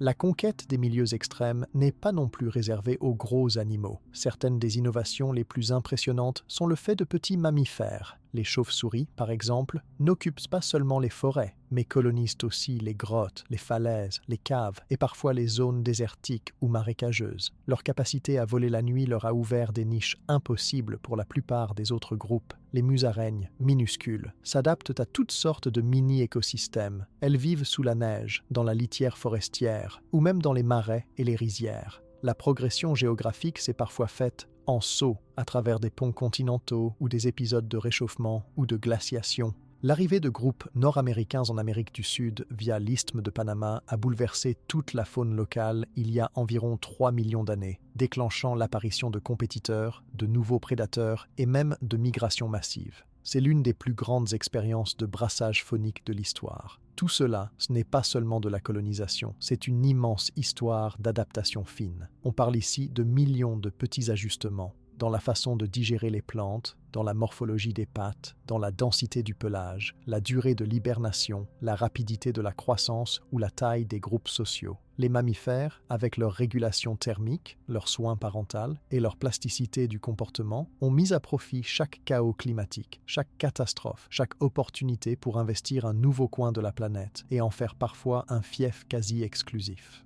Ce succès mondial des mammifères se traduit aujourd'hui par leur présence incontestée sur tous les continents, dans toutes sortes de milieux. Ils vont du minuscule à l'immense, du rongeur dans un grenier à la baleine bleue dans l'océan austral, du fennec du Sahara à l'ours polaire de l'Arctique. Cette conquête des continents et des habitats extrêmes repose avant tout sur la faculté de s'adapter, sur l'expérimentation continue, sur l'échange de solutions entre les lignées et sur une capacité inégalée à inventer de nouveaux comportements ou de nouvelles formes selon les besoins du moment. Et si tu observes toute cette expansion géographique et écologique des mammifères sur plusieurs dizaines de millions d'années, tu te rends vite compte qu'elle ne s'est pas faite dans un cadre stable, ni plan-plan, mais avec des conditions extrêmement changeantes, parfois brutales, qui ont bouleversé les règles du jeu à plusieurs reprises. Justement, après la libération des niches laissées vides par les dinosaures, la planète a connu l'une des périodes les plus instables de son histoire, et de façon répétée. À partir d'environ 2 millions d'années avant aujourd'hui, et même un peu avant, la Terre est entrée dans une phase caractérisée par des cycles glaciaires très marqués, qui ont complètement remodelé la faune et la flore. À peu près tous les 100 000 ans, de grandes glaciations alternaient avec des périodes dites interglaciaires, plus douces, entraînant d'énormes migrations,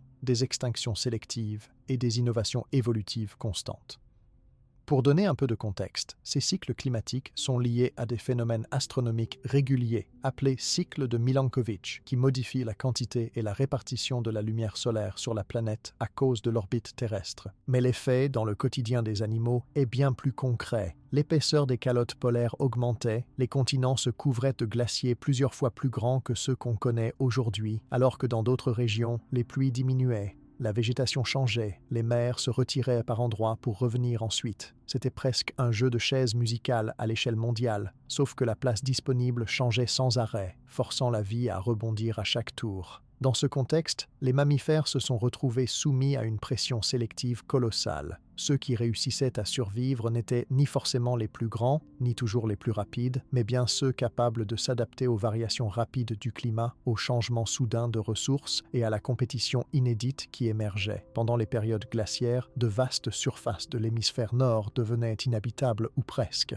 Les forêts reculaient, laissant place à des toundras ou des steppes similaires à celles d'aujourd'hui en Sibérie ou dans le nord du Canada, où seules quelques plantes résistantes, grasses, lichens et mousses poussaient. Pourtant, dans ces milieux hostiles, toute une gamme de mammifères spécialisés a pu s'épanouir. On pense tout de suite aux mammouths laineux, mais il y avait aussi des bisons des steppes, des rhinocéros laineux, des chevaux sauvages adaptés au froid, des caribous, des loups arctiques ou encore des félins redoutables comme le smilodon. Tous ces animaux n'avaient pas seulement un pelage épais, ils pouvaient stocker de la graisse, ralentir leurs fonctions vitales pendant les pires mois, ou migrer sur des milliers de kilomètres au fil des saisons pour fuir les pires conditions ou suivre la pousse des végétaux. Certains, comme les lemmings ou les rongeurs fouisseurs, passaient les hivers sous la neige, creusant d'innombrables galeries pour échapper au vent polaire.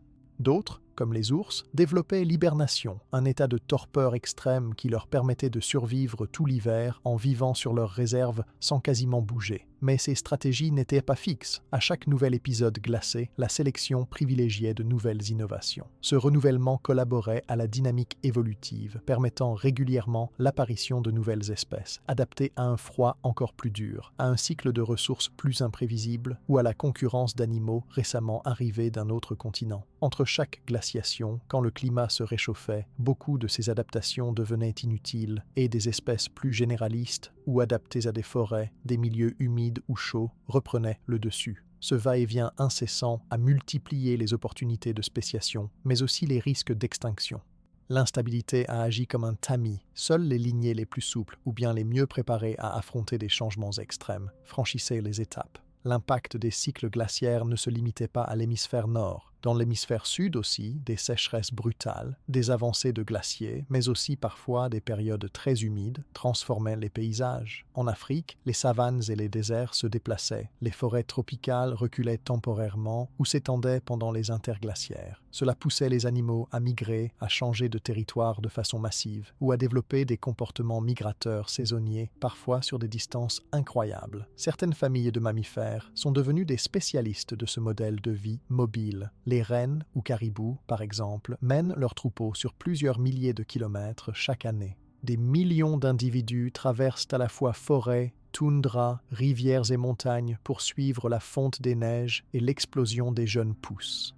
Chez d'autres animaux, le comportement migratoire a évolué différemment. Les chauves-souris migrent parfois sur des centaines de kilomètres entre leur site d'été et leur abri d'hibernation hivernale. Les éléphants, dans des régions semi-arides, se déplacent constamment à la recherche d'eau et de nourriture, changeant totalement de paysage chaque saison. La pression exercée par le climat a aussi eu des conséquences importantes sur la morphologie et la physiologie des mammifères. Pendant les phases froides, la tendance générale était à l'augmentation de la taille corporelle. Un animal grand conserve mieux la chaleur, a plus de réserve et peut affronter des périodes sans manger plus longtemps. C'est en partie pour ça qu'on a vu apparaître durant ces périodes toute une mégafaune avec des formes géantes, mammouths, rhinocéros laineux, cerfs géants, bisons massifs. La fourrure devenait plus dense et multicouche. Les réserves de gras augmentaient, souvent au niveau des membres, du cou ou sous la peau du dos et du ventre. Les membres pouvaient se raccourcir pour limiter la dissipation de chaleur et même les oreilles devenaient plus petites, ce qui réduisait la surface d'échange thermique. Autre conséquence du climat, la tendance à l'hibernation et à la réduction du métabolisme pendant les mois défavorables. De nombreux rongeurs, insectivores, voire même des ours et certains primates ralentissent leur rythme cardiaque, tombent dans un état d'inactivité semi-comateuse, économisent au maximum leur énergie, vivent sur leurs réserves adipeuses.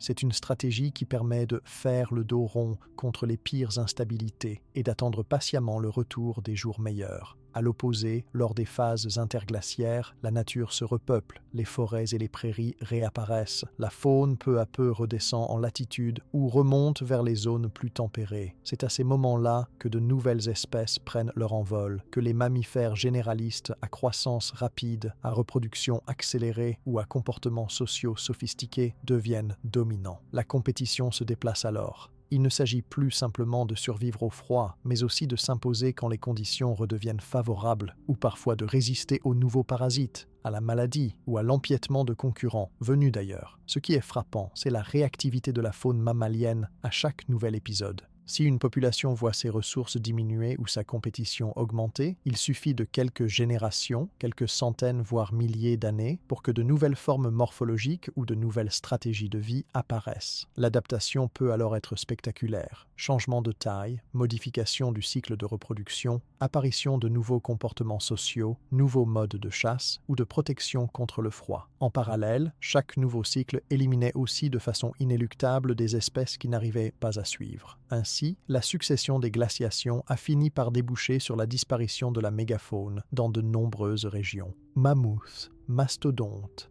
paresseux géants, lions des cavernes, tigres à dents de sabre et d'innombrables autres grands mammifères s'éteignent l'un après l'autre à la transition entre la fin du Pléistocène et l'Holocène. Il y a souvent entre 10 et 1 000 et 12 000 ans, même si la date varie selon les régions. Plusieurs facteurs expliquent ces disparitions. Changement climatique trop rapide, pression de chasse accrue par l'arrivée de l'être humain, maladies nouvelles, combinaison de plusieurs causes. Pour ceux qui ont survécu, la flexibilité comportementale et physiologique a fait toute la différence. Les mammifères capables de varier leur alimentation, d'occuper de nouveaux territoires ou de s'adapter à la présence de l'homme ont réussi à franchir ces périodes dramatiques. Les ancêtres du renard, du blaireau, du sanglier, du cerf, ou même des éléphants africains et asiatiques, sont ceux qui ont pu changer de régime, devenir plus prudents, mobiles, parfois adopter la vie nocturne pour éviter la prédation humaine. Plusieurs espèces, comme le lièvre arctique, ont développé le camouflage saisonnier, fourrure blanche en hiver, marron en été. D'autres ont généralisé le comportement de vie en groupe. Sur des îles, en milieu fermé, la pression du climat et la variabilité des ressources ont abouti à la formation de lignées extrêmement particulières. Les mammifères y évoluent vite tant en taille qu'en mode de vie, avec parfois des nains ou des géants sur des périodes courtes. Cette diversité insulaire marque bien la capacité d'expérimentation rapide qui fait la force du groupe. Tout au long de ces cycles, on remarque aussi une tendance à la spécialisation dans certains groupes.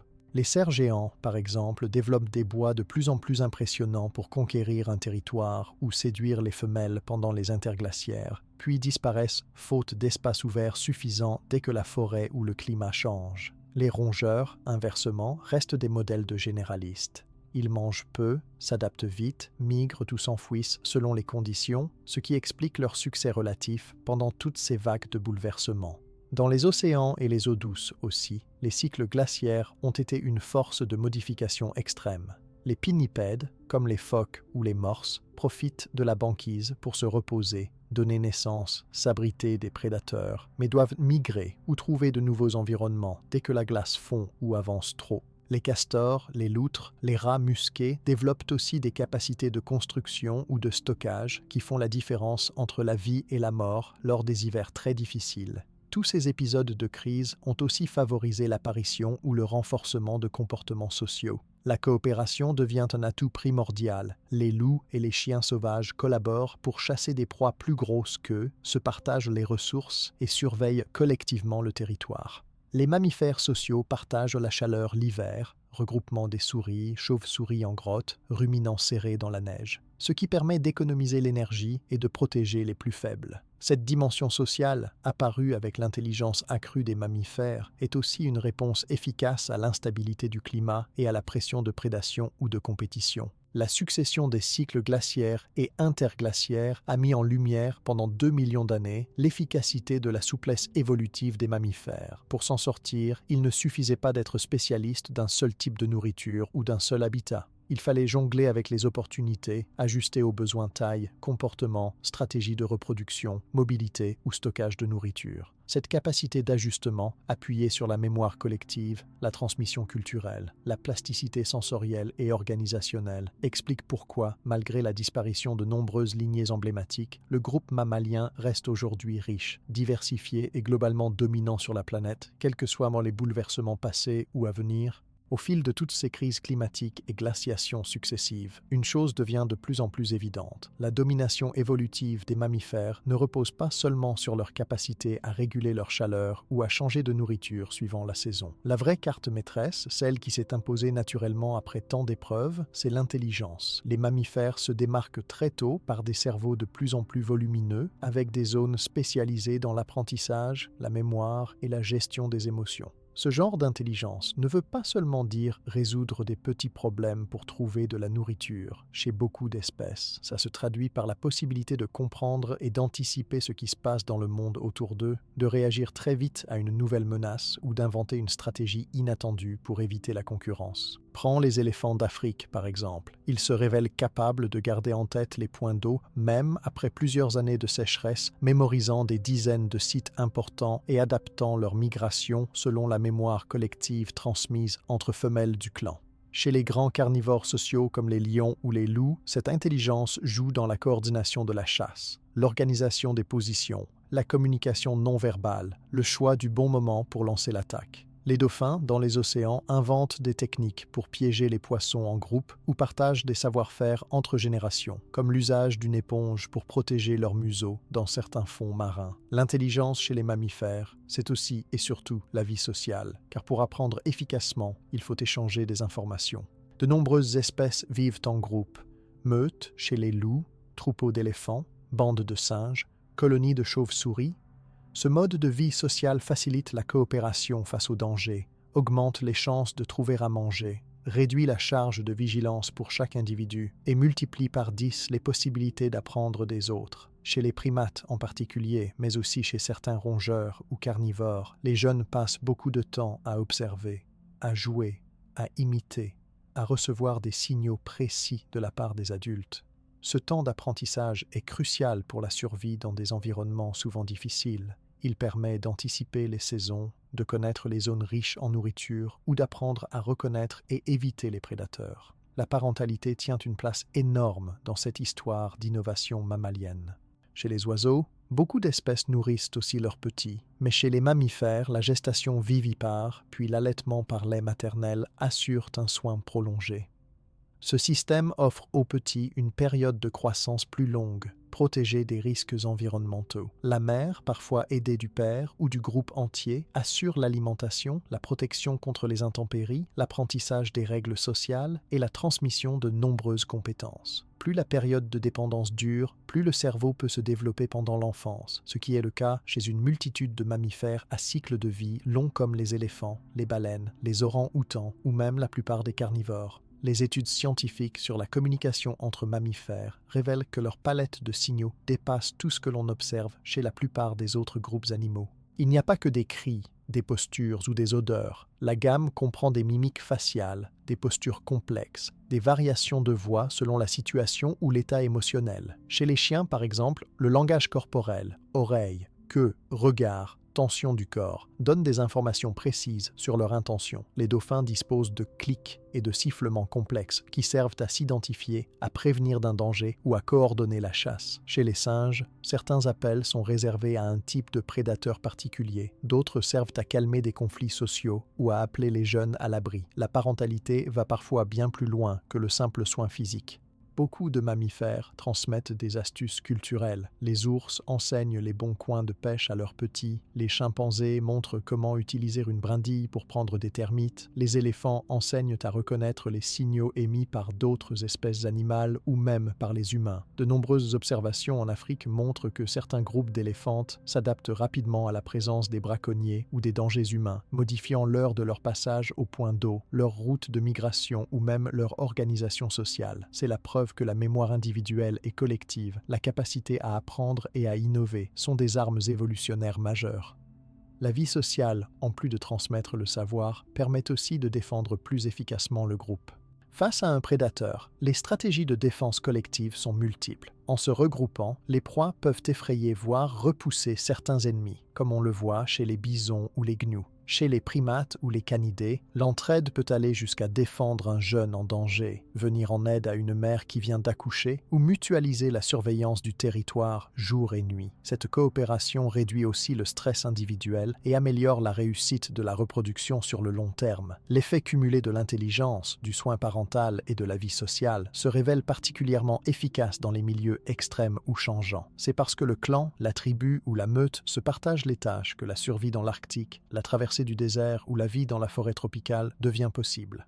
Quand il faut trouver de nouvelles sources d'aliments ou contourner une épidémie, plusieurs cerveaux valent mieux qu'un seul. La créativité, la capacité à tester des solutions puis à les diffuser rapidement reviennent à ceux qui vivent en collectivité. Chez certaines espèces, on voit même apparaître des comportements altruistes, garde partagée des nouveau-nés, adoption d'orphelins, avertissement sonore au groupe en présence d'un danger immédiat, quitte à se mettre soi-même en risque. Les recherches récentes ont aussi montré que bon nombre de mammifères ressentent et expriment des émotions complexes. La peur, la curiosité, la jalousie, l'attachement ou même la tristesse lors de la perte d'un proche sont enregistrés chez de nombreux animaux, de la souris au gorille. Chez l'éléphant, lors de la mort d'un membre du clan, le groupe se rassemble, reste plusieurs heures autour de la dépouille, la touche avec la trompe et semble manifester un deuil collectif.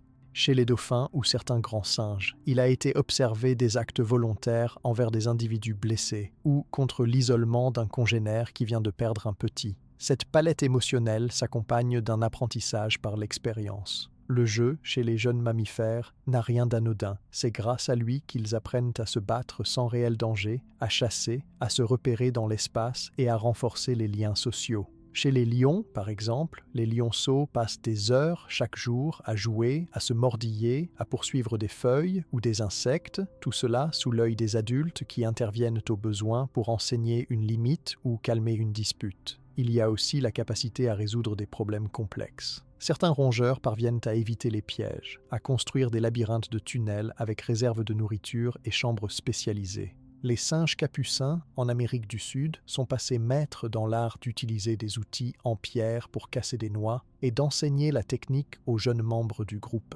Les dauphins coincés dans des filets de pêche élaborent parfois des systèmes de collaboration où plusieurs individus s'entraident pour trouver la sortie. Chez tous ces animaux, le développement du cerveau se joue pendant la période de dépendance, puis se consolide à l'âge adulte grâce à la diversité des expériences vécues. Plus l'environnement est exigeant, plus la palette comportementale s'élargit. C'est ce qui explique que les mammifères les plus intelligents soient souvent ceux qui vivent dans des régions instables. Forêts équatoriales où les fruits, les insectes et l'eau varient constamment. Déserts où il faut mémoriser les points de ressources rares. Banquises où l'orientation dans la nuit polaire dépend d'un sens pointu de la situation.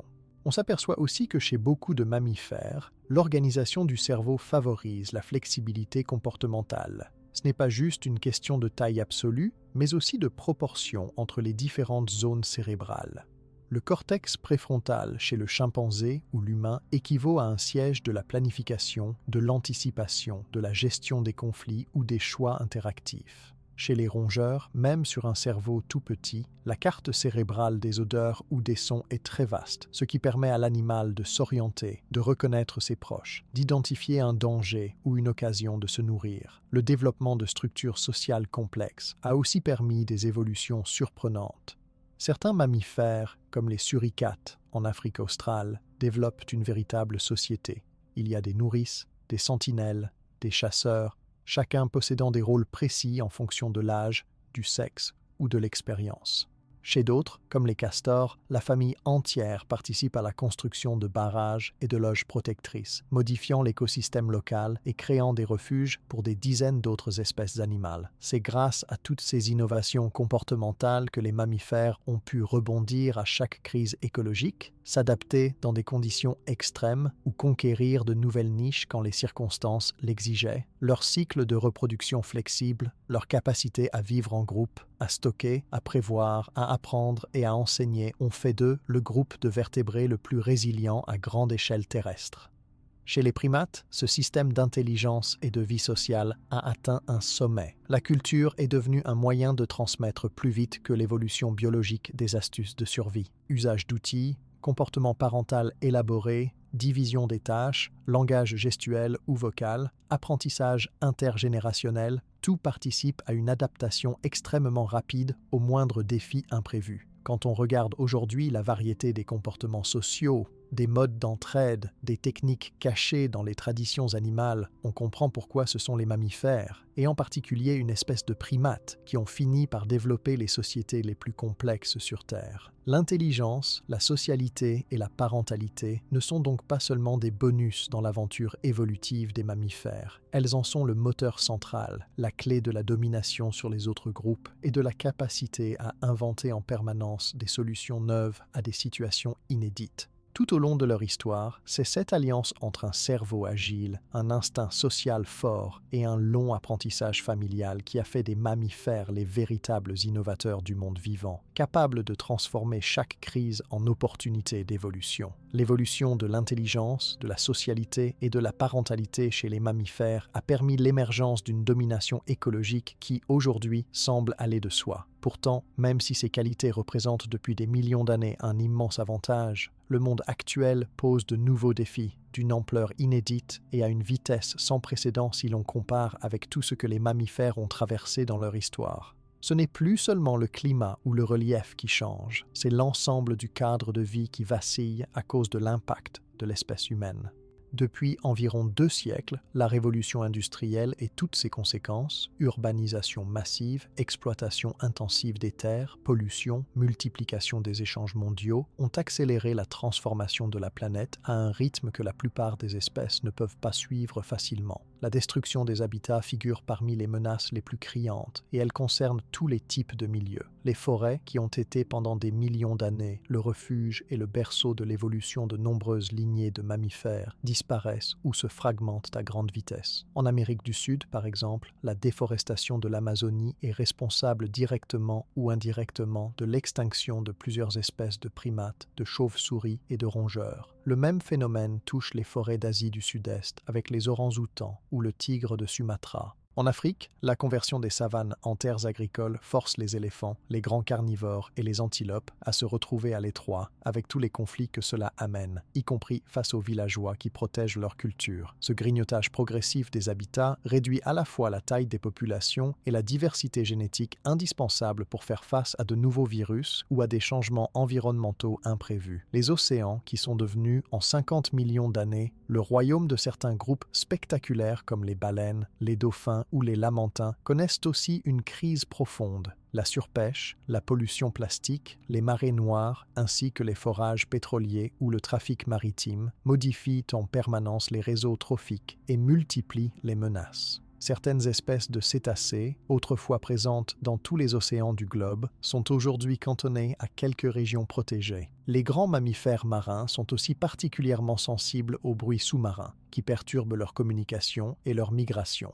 Même des animaux aussi robustes que la baleine bleue ou l'orque sont impactés par l'amincissement de la chaîne alimentaire, la raréfaction du krill ou l'accumulation de polluants dans les tissus. Les changements climatiques, accélérés par les émissions de gaz à effet de serre et le bouleversement des cycles naturels, constituent sans aucun doute un autre défi colossal. La hausse de la température globale, la modification du régime des pluies, la fonte des pôles, surtout en Arctique, bouleversent le calendrier biologique de presque toutes les espèces de mammifères.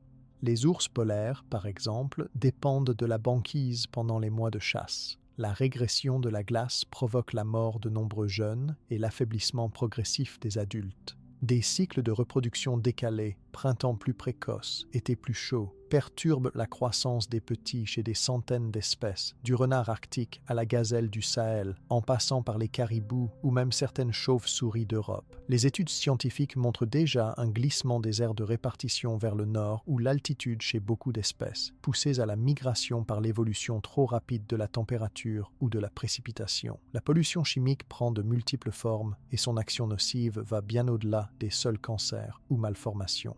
Les pesticides, les métaux lourds, les perturbateurs endocriniens utilisés ou relâchés partout sur la Terre affectent la reproduction, le comportement, l'immunité, la croissance et les cycles hormonaux. Chez les loutres et les phoques, on observe un effondrement du taux de reproduction là où les rivières ou les mers reçoivent des polluants organiques persistants. Dans d'autres cas, ce sont les flux de médicaments rejetés par les humains partout sur la planète, qui modifient la chimie interne et les réactions comportementales de mammifères hautement spécialisés. Une autre menace, plus indirecte mais tout aussi dangereuse, réside dans les zoonoses, ces maladies qui se transmettent des animaux aux humains ou inversement. La fragmentation des habitats, la multiplication des contacts forcés entre la faune sauvage et l'homme, la circulation de millions d'animaux domestiques et d'individus humains à travers le globe favorisent l'émergence de nouvelles pandémies. Les chauves-souris, les rongeurs, les primates ou même certains carnivores sont montrés du doigt, alors que la majorité des transmissions sont souvent liées à des perturbations humaines comme la chasse, le trafic illégal ou l'élevage intensif à proximité des milieux naturels. Ce contexte instable amène aussi toutes sortes de nouveaux parasites, de sauterelles, de tiques ou de moustiques, qui trouvent dans les milieux urbains ou agricoles les conditions propices à des épidémies à grande échelle. Les conséquences de ces changements rapides sont visibles à grande échelle sur la biodiversité mammalienne. L'Union internationale pour la conservation de la nature estime que sur environ 5700 espèces de mammifères recensées dans le monde, au moins 1400 sont aujourd'hui menacées d'extinction à plus ou moins court terme. Cela signifie que près d'un quart de tous les mammifères risquent de disparaître dans les prochaines décennies si aucune mesure efficace n'est prise. On voit déjà des effondrements directs ou des disparitions silencieuses. Les rhinocéros d'Afrique et d'Asie en sont un symbole, mais d'autres animaux autrefois communs, comme les chauves-souris européennes ou les rongeurs d'Australie, s'éteignent discrètement, sans grand bruit médiatique ou scientifique. Pourtant, malgré la multiplication de ces menaces, les atouts d'adaptabilité des mammifères continuent de jouer un certain rôle. De nombreuses espèces s'avèrent capables d'innover très vite, surtout dans leur manière de s'alimenter, de se reproduire ou de vivre à proximité de l'homme. Certains rats, souris, renards, pigeons ou singes sont devenus de véritables experts urbains, profitant des décharges, adaptant leur régime à l'abondance nouvelle de nourriture humaine ou exploitant les infrastructures pour se cacher ou nicher. D'autres, dits spécialistes, comme le bouquetin des Alpes, le lynx boréal ou la belette des forêts boréales, montrent une certaine capacité à recoloniser rapidement leurs anciens territoires lorsque la pression humaine diminue ou que des mesures de préservation sont mises en place. Reforestation, corridors écologiques, création de réserves. Les scientifiques observent aussi de nombreux cas d'ajustements comportementaux ou physiologiques très rapides. Par exemple, certaines espèces de chauves-souris modifient leur cycle d'hibernation et étendent leur aire de répartition pour s'adapter à la douceur croissante des hivers européens. Des populations de cerfs, de sangliers ou de coyotes ajustent la taille de leur groupe, changent de plage d'activité pour éviter l'homme ou apprennent à traverser des routes et des infrastructures complexes. Ces micro-adaptations attestent d'une capacité d'innovation continuelle qui offre parfois un sursis à des populations en péril. Mais il faut rappeler que la plasticité et l'adaptabilité ne suffisent pas toujours. Quand la vitesse des changements dépasse les possibilités d'évolution génétique normale et les marges d'apprentissage, on s'expose à des extinctions de masse invisibles mais rapides. Le lagomorphe pika, habitant des montagnes d'Asie centrale, souffre déjà des hausses de température. Incapable de migrer plus haut, il voit son habitat réduit à peau de chagrin. Les espèces isolées par la fragmentation, les populations de petits effectifs ou celles ayant un faible taux de reproduction restent en première ligne des vagues d'extinction. Face à cette situation, la recherche scientifique joue un rôle fondamental. L'analyse de l'ADN, la modélisation des populations dans le temps, les suivis de terrain et la compréhension fine des interactions écologiques permettent de cibler les priorités, repérer les populations menacées, comprendre les réseaux de polluants, prévoir les risques de zoonoses ou anticiper les migrations futures sous l'effet du changement climatique. De plus en plus de chercheurs travaillent sur la restauration de corridors écologiques, la renaturation des territoires ou la réintroduction d'espèces clés pour ramener l'équilibre dans certains milieux. Les politiques de conservation s'inspirent des mécanismes naturels qui ont forgé la résilience des mammifères. Zones protégées, réserves, sanctuaires, campagnes de régulation des espèces envahissantes, programmes de suivi sanitaire et génétique, tous ces outils de protection sont basés sur la notion d'interconnexion, de diversité et de plasticité. Les efforts pour préserver la diversité génétique, pour maintenir des populations viables ou pour reconnecter des fragments d'habitat coupés par les routes ou les villes sont aujourd'hui au centre des programmes internationaux. Mais la plus grande marge de progrès reste peut-être du côté du rapport entre humains et animaux. Notre espèce ayant conquis tous les écosystèmes, la cohabitation devient inévitable, que ce soit dans les villes, les mers, les forêts ou les montagnes. Miser sur une coadaptation plutôt que sur la séparation stricte, inventer une gestion intelligente des ressources, encourager la présence ou le retour de certains groupes de mammifères, même dans des milieux humanisés, tout cela fait partie des stratégies les plus prometteuses. Les castors, en réouvrant des corridors aquatiques, aident par exemple à lutter contre la sécheresse en Europe. Les chauves-souris contribuent à réguler naturellement les populations d'insectes, ce qui réduit l'usage des pesticides. Comprendre le lien intime entre bien-être animal, santé humaine et stabilité des écosystèmes est devenu une nécessité. Parmi les pistes d'avenir, il y a la biologie de la conservation, qui implique aussi bien la génétique que la sociologie, l'économie ou le droit.